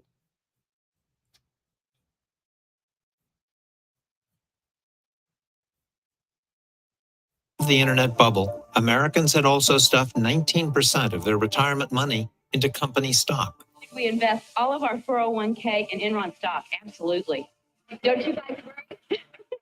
For savers like Debbie Skaczynski, who worked for Comdisco, a computer leasing company. And now everybody who put all their money in Enron, we'll bring up that scandal one weekend. They lost everything. They lost everything. They put all their bets into one basket. The fall would be precipitous. I was close to a $500,000 I had in my 401k with company stock. You know, it was like, wow, look at all the money we have. Look at what is happening. You know, I can retire probably when I'm 45. The dot-com failures continue to mount. Skaczynski not only lost her savings, she lost her job. Cisco today filed for Chapter 11 bankruptcy protection, including another 200 job cuts. Or joined a who's who list of corporate bankruptcies for the day I got laid off, I lost it. I thought, oh my God, I'm a single parent. I have no job. I have a house payment. What do I do? You know, and I was scared, really scared. I didn't have much of a retirement left. I couldn't even borrow against it. And it was just something that I never foresaw ever, you know, losing my job ever, never. This is 2013. This the boomers. You think what I'm telling you that people ain't already been through? I'm telling you how to look out for yourself. Everybody say go be an entrepreneur, but what they don't tell you is they don't eat either. Shit. They ain't telling you they don't eat. You see the high side. They're not telling you they ain't got no money to go to Disney. They ain't telling you they ain't got no money to go pay their car note. They're not telling you they eating a can of chili, Hormel, and they're heating it up on a hot pot. They ain't telling you they microwaving they chili in a bowl in a microwave. They ain't telling you that. The worst was yet to come. Concerns about shaky home mortgages are triggering fears of a financial meltdown. Talk about the speed with which we are watching. 8 years later, savers were hit again. Meanwhile, and the mortgage market is far from over. This is volatility we haven't seen, of course, since way before you and I were More trouble ahead for the nation. When the housing bubble turned into the crash of 2008, it put retirement even further out of reach. Economic turmoil of recent years is putting a comfortable retirement at risk for many Americans. It was like, holy smokes, how do you stop the bleeding? The reality of what you've lost is huge. I mean, not only have you now lost half of your 401k, but your house is not worth anything anymore either. So anything that you thought you were going to have there is gone. And now half of your 401k is gone. You know, if it took 13 years to accumulate $80,000 and 1 year to lose half of that, and then try to get that back in another 13 years and only be at the $80,000 that you were 13 years ago, the math doesn't work. They said the math ain't mathing. Shout out to Solid Steps of Wealth. The clock is ticking. You should have pivoted a long time ago. Tamara D dropping gems. Blueprint, step by step. No excuse. Let's get it. I'm trying to tell you. I'm showing you the evidence. Again, the transition from pension to 401k.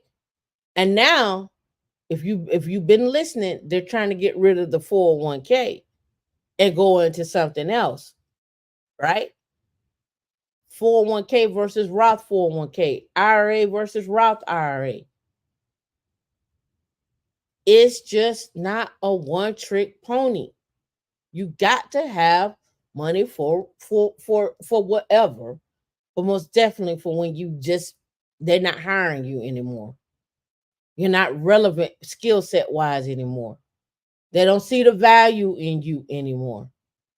When you start going to work and your manager is 25, you 50 and your manager 25.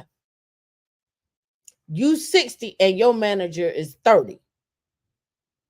And they telling you don't know nothing. They're telling you that you got to make them look good. Well, they sit on the sideline and go golf. Debbie Skozinski was already in a hole with next to nothing to cushion the blow of a second shock. And now her house was worth less than the loan she owed the bank. There's some days where it's like, you just want to go scream, in the backyard and just scream because you have your choice. Do you pay this or do you pay this? Her bills were piling up. She did what a quarter of Americans have done. She dipped into what was left of her 401k. I freaked out when I took the money out of my 401k. It was hard. I mean, and then she probably had to pay a penalty to take it out.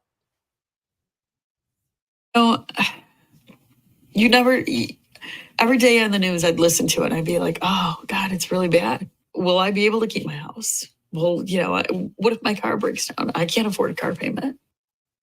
It just can't be this hard to make money. I can't. You hear these big companies with these people taking these huge bonuses. You're thinking, well, what happened to the average Joe? They just don't care. They've made their money already. Growing outrage over those bonuses. The year the markets crashed, Wall Street doled out $18 billion in bonuses. Latest bonus bombshell is sending shockwaves across Washington.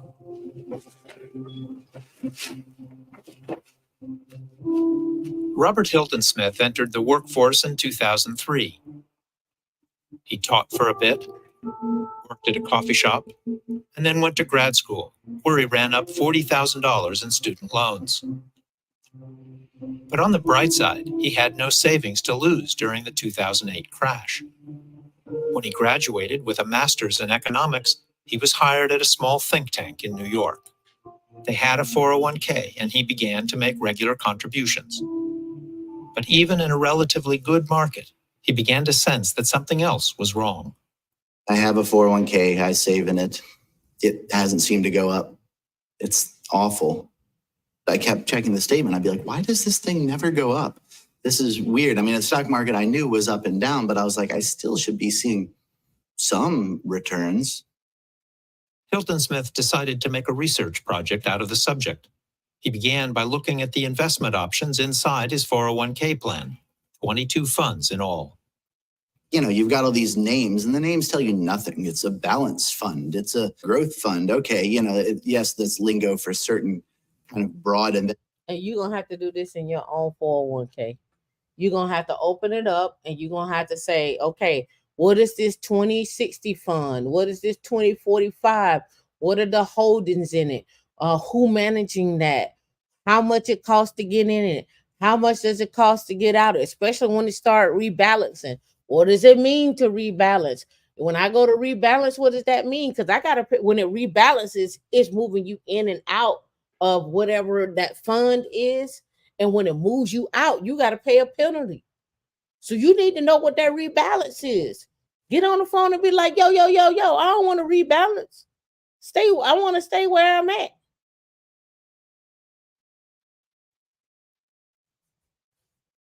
Studying Linux, but I was asking about the investing part. Oh, okay, I got you. Yeah, we have to get on the call for that. All of this is not a financial advice. These are just things that I've learned along the way. These are just things that I have learned along the way. I'm cautioning you so you don't make the same trap. You don't get caught in the trap. A bee's in the trap. I don't want you to be in the trap. I want you to be out here flying away. The fly like a bird. I want to fly away. I want you to be like that. I don't want you to be in the trap. Let's go. Strategy, but really, what the heck does it invest in? So I went through each of these, the actual fund prospectuses, which took me exorbitant amount of time because each of these things were, 50 pages long. They still wouldn't tell you what they were doing. As he dug deeper, he discovered one fund invested in mortgage-backed securities, the kind of security that caused the collapse of the housing market. But that's not what worried him. I was digging into all the different aspects of it, and I kept coming back to fees. So here's the first mention of fees, this X ratio right here. Why would you think that X ratio means fees? Hilton Smith found over a dozen different kinds of fees, including asset management fees, trading fees, marketing fees, record-keeping fees, and administrative fees. Fees when you withdraw money, fees when you take loans, fees when you actually get money out when you're retired, which I actually didn't even know about. I spent a month literally going, actually this fee is a subtype of this fee, and that covers that, or no, that's another name for that. It was very opaque. The average actively managed mutual fund carries an annual expense of 1.3%. Some funds charge a fee of 2%, and even as high as 5%. And you got to understand, when they say 2%, 5%, translate that what that means. You got to translate that. That's why I tell you, I look at the expense ratio. That's why I try to steer you towards ETFs. But a lot of people tell you ain't nobody never made a millionaire off of ETFs. But then you go look at go look at SPY, the S&P 500 or VOO, and you can go all on YouTube. Go right now. Type in on YouTube right now. Put me on another screen. Pull up youtube.com and type in right now, investing in SPY millionaire. You can type invest SPY ETF millionaire, and you'll see all the people that come back and say, hey, I was in SPY, I was in VOO, I made $1 million, I did this, that, and other. You'll see all the people that come back for that. You'll see people say they're only invested in Microsoft or only invested in Apple. There's some people that are like, I'm not doing nothing but Berkshire Hathaway A or B. I ain't doing nothing else. That's who I'm putting my money on. They've been billionaires for decades. I'm working with them. Why would I go somewhere else? Or there are people that look at that portfolio that Berkshire Hathaway has, and they line up their investments according to what they have. When they make a trade, they make a trade. So if they going in and they buying more Coca-Cola, they're gonna go buy more Coca-Cola. Theme very much, right? You've got $50,000 or $100,000, and okay, so you lose $500 or you lose $1,000 a year. That's what you would pay to a financial advisor, right? But if you add that up over 20 or 30 or 40 or 50 years in a 401k plan, all of a sudden you're well into the six figures as your balance grows. And that's the difference between running out of money before you die or having a little money left to pass on to your heirs. A lot of 401k programs are lousy. The fund choices stink. The fees are outlandishly high. And in many cases, you can take two next door neighbors, living on Maple Street in any town, USA, and one person is paying 10 times as much to invest in a 401k as the other person. To understand this fee business, I went to talk to someone who has thought long and hard about it. Jack Bogle, the founder of Vanguard, a company that offers some of the lowest fee products on the market. Now, we need to do a show on Vanguard because there's a lot of things that y'all don't even realize about Vanguard and things that they have done. I could go on this all day long because I just do the research and look at them because I was like, where do they come from? Who comes up with this stuff? How do you manage to say, we're going to make a 401k? How do you manage to say we're going to make a pension? Who thought about it? Why? Why was it even offered? He says that if you want to improve your retirement outcome, make sure to minimize Wall Street's take. Costs are a crucial part of the equation. It doesn't take a genius to know that the bigger the profit of the management company, the smaller the profit that investors get. The money managers always want more, and that's natural enough in most businesses, but it's not right for this business. Bogle gave me an example. Assume you're invested in a fund that is earning a gross annual return of 7%. They charge you a 2% annual fee.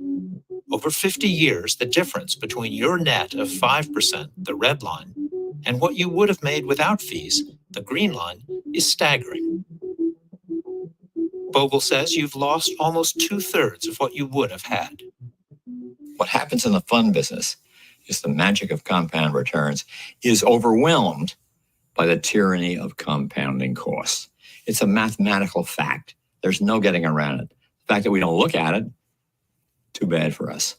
What I have a hard time understanding is that 2% fee that I might pay to an actively managed mutual fund is going to really have a great impact on my future retirement savings.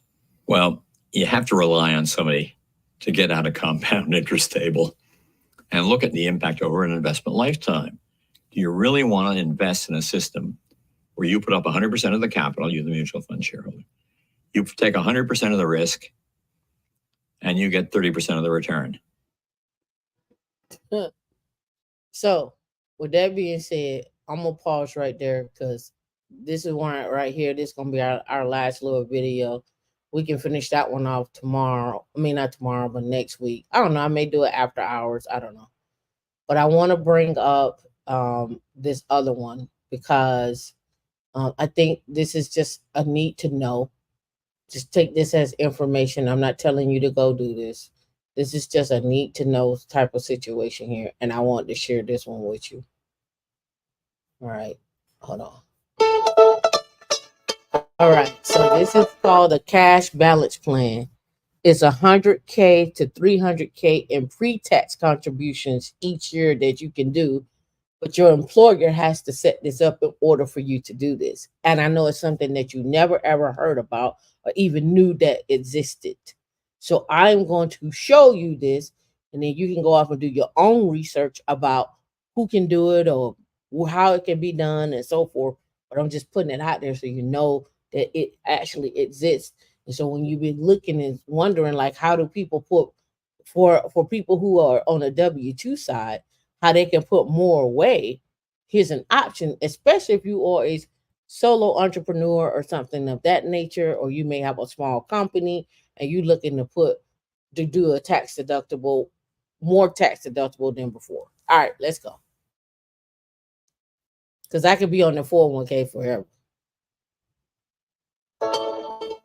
Hello, everyone. I am Michael Ruger. I am the managing partner of Greenbush Financial Group. Today, I'm going to be sharing with you one of my favorite plan designs in the employer retirement plan space called a cash balance plan, more specifically a DCDB combo plan. And what's unique about this plan design is the huge level of pre-tax contributions that are allowed. Most employers and small businesses are used to 401k plans, solo Ks, SEPs, and Simples. This is actually a 401k plan, and we bolt on a cash balance plan, and it allows small employers to contribute the business owner themselves $100,000, $200,000, sometimes $300,000, all in pre-tax and a single tax year, which can obviously dramatically reduce their tax liability. I'm going to be covering a number of things in this video today. The first being, how do cash balance plans work in general, how they calculate the maximum contribution amount for each business owner, how long you have to have these plans in place for, also what type of companies are a good fit for this plan design and which ones are not. We'll be talking about the plan fees associated with putting one of these plans in place, as well as kind of comparing these plans to 401k plans, simple SEPs, and other plans that you might be more familiar with. There are 4 items that make companies a really good candidate for this type of plan design. The first being these companies typically have less than 20 full-time employees. Second, the business has relatively consistent revenue from year to year.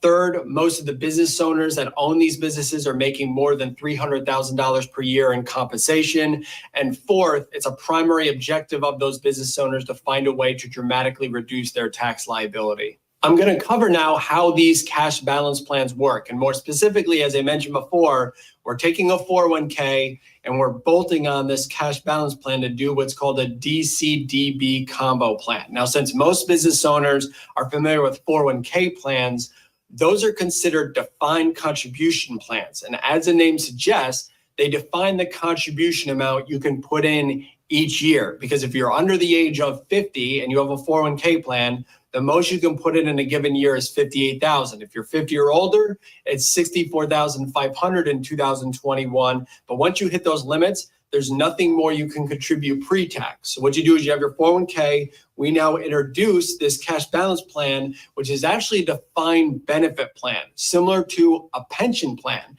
And it's called a defined benefit plan because it's defining a benefit that you are going to be entitled to receive at some point in the future. And the contributions today are those contributions needed to meet that future benefit, which could be $50,000, $100,000, $200,000 today to meet that estimated monthly payment when, let's say, you reach age 65. Even though these plans are technically pension plans or defined benefit plans, they don't normally pay out at the end like you would consider a traditional pension, like an X amount per month for the rest of your life. It's an option, but normally in cash balance plans, they pay out a lump sum similar to a 401k, where this is the cash balance, and now you can roll that over to your traditional IRA or another qualified plan tax-free.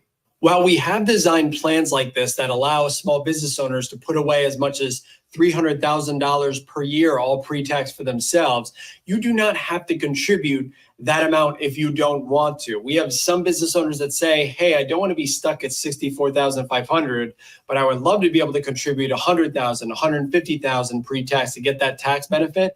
We can design the plan and the plan document that puts caps on those amounts each year so you don't have to necessarily commit to those upper limits. One of the main factors that's going to come into play as to whether or not this type of plan design is going to work for your company comes down to employee demographics.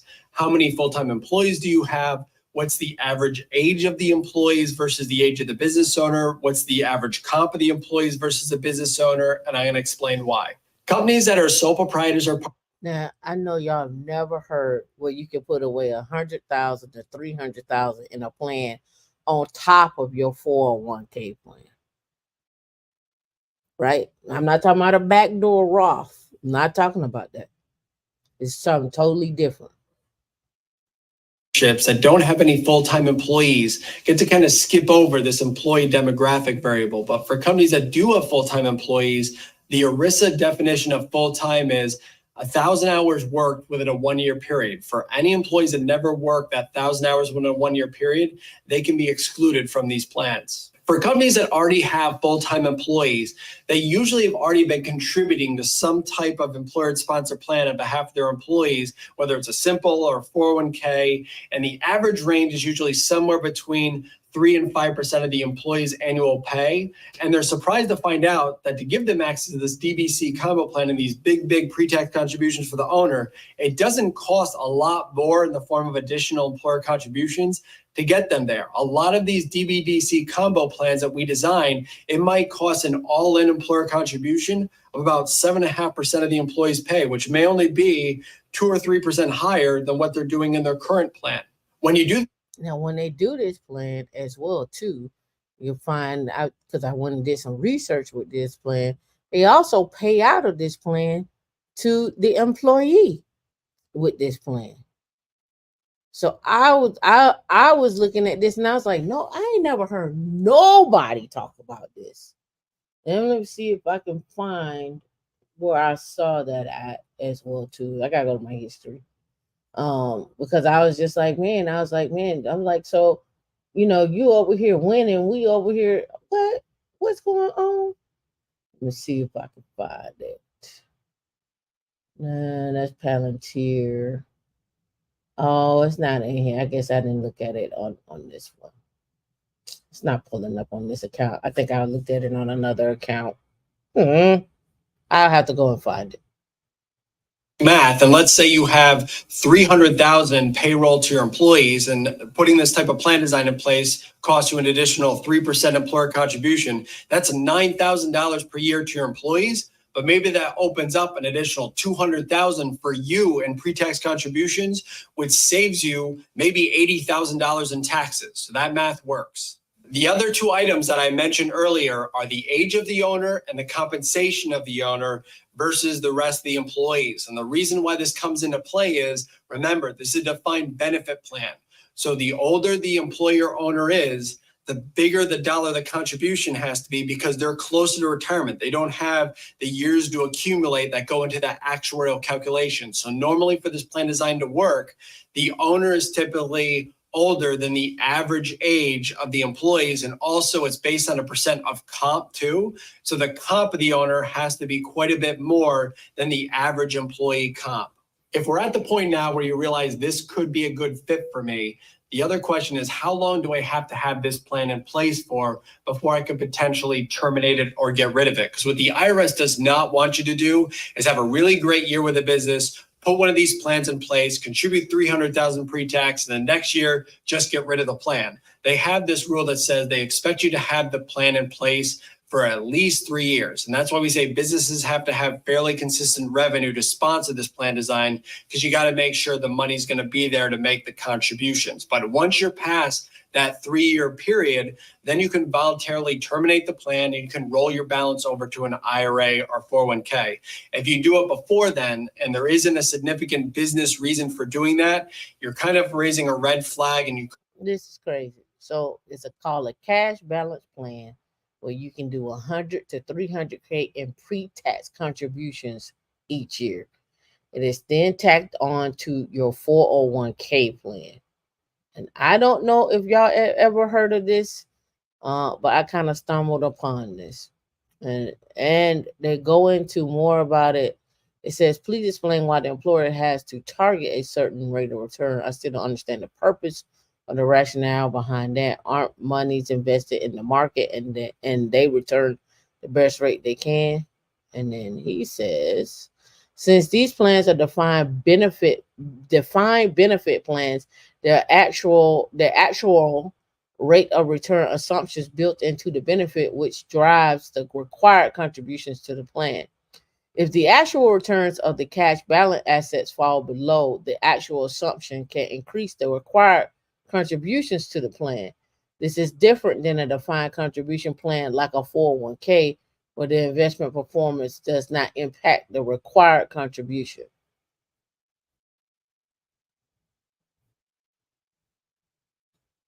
Non-qualified plan.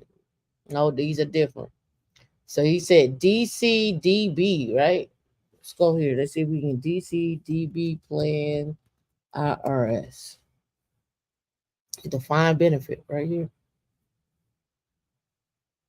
A defined benefit plan provides a benefit based on a fixed formula. The defined benefit plan provides a fixed pre-established benefit for employees at retirement. The employees often value the fixed benefit provided by the type of plan. On the employee side, the business can generally contribute more each year than in defined benefits plan. However, the defined benefit plans are often more complex and so forth. If you establish a defined benefit plan, you can have other retirement plans. Can be a business of any size. Need to annually file the 5500 Schedule SB, have enrolled actuary determine the fund levels and the sign of the schedule, and can't retroactively decrease benefits. And they give the pros and the cons, and they say who contributed. Generally, the employer makes most of the contributions. Sometimes the employee contributions are required or voluntary contributions may be permitted. So this is something that you can go present to a smaller company that you may work for and ask them to help you with more of your reducing the tax, your taxable income W-2 side. So this is just another plan, another portion that can stack on. Is the major benefit is probably more to the employer, but you too as the employee benefit as well too, because that's just another way for you to be contributing tax as a bringing down your taxable income. So say you're making 300,000, you put in your 23,000, you put in your HSA, so that's 27,000, but maybe you don't own a house. So maybe you can contribute to this plan because now it's pre-tax as well too, and that can help reduce your taxable income. And what we need to find out about this plan is how long does this plan have to be around before you can either take lump sums from it or loans or whatever. Does it have the same thing as the 59.5 rule? That's the other part that I'm gonna have to research. I just want to make sure I got this information to you so y'all knew about it. I'll do my research on this to see if there's some type of age requirement on it. Let's see. A defined benefit plan can permit participant loans. Okay, so you can do loans. Oh, here we go. In general service withdrawals, generally a defined benefit plan may not make in-service distributions to a participant before 59.5. So it still go to 59.5, but you reduce your taxable income. So now you can have this one over here plan for you, this over here plan for you, and then again 2 more. And when I say 2 more, you have an IRA plan for you, and you have your actual skill sets where you make money playing working for you. So across all those different things, you can have 4 different revenue streams for retirement that you would draw down from. Oh, and by the way, you still got Social Security that I haven't included in that as well too. And if you're a part of the baby, if your mom and your dad or whatnot are part of baby boomers, you probably have an inherited IRA plan for you. So now you have all these multiple streams of income working for you, as like they say in on the Money Guide, your army of dollars. I'm just showing you where 401ks, how we got here to 401ks, what happened initially. Go look at what Biden did for 401ks over his last presidency, and go look at who wants to come into office and change up the 401k plan. You need to know that. And third and last but not least, understand how the IRAs work. Remember, you can have as many IRAs as you want, but you can only contribute 7,000 across all those IRAs. So does it make sense to divvy up that money across that many different IRAs, or do you just need to have one IRA? I don't know. You may have some play money, and you may have some money that you want to do for 401k. I don't know. 401k, IRA, Roth IRA. What are you going to do? How you going to do that? What's your money? What's your income? What are you doing? Well, yeah, got to know these things. All right. Well, it's been a real show for y'all. I didn't finish all the videos. I can go back and finish those videos next week. I want you all to catch the replay and so forth, so you're not spinning your wheels here. I hope the show has been informative for you. Again, watch the company you keep. It's okay to talk about your money as long as you're with people that want to talk about it, right? Don't get around crabs, and don't stay in a barrel. Don't be in the trap. Get out and fly and invest. Invest in you, invest in yourself, invest in your skills, and invest in people around you. And those that want to come with you, they'll go. Those that don't want to go, you leave them in the barrel. In fact, kick the barrel off the hill. Kick the barrel off the hill. It's been real, y'all. Y'all be safe.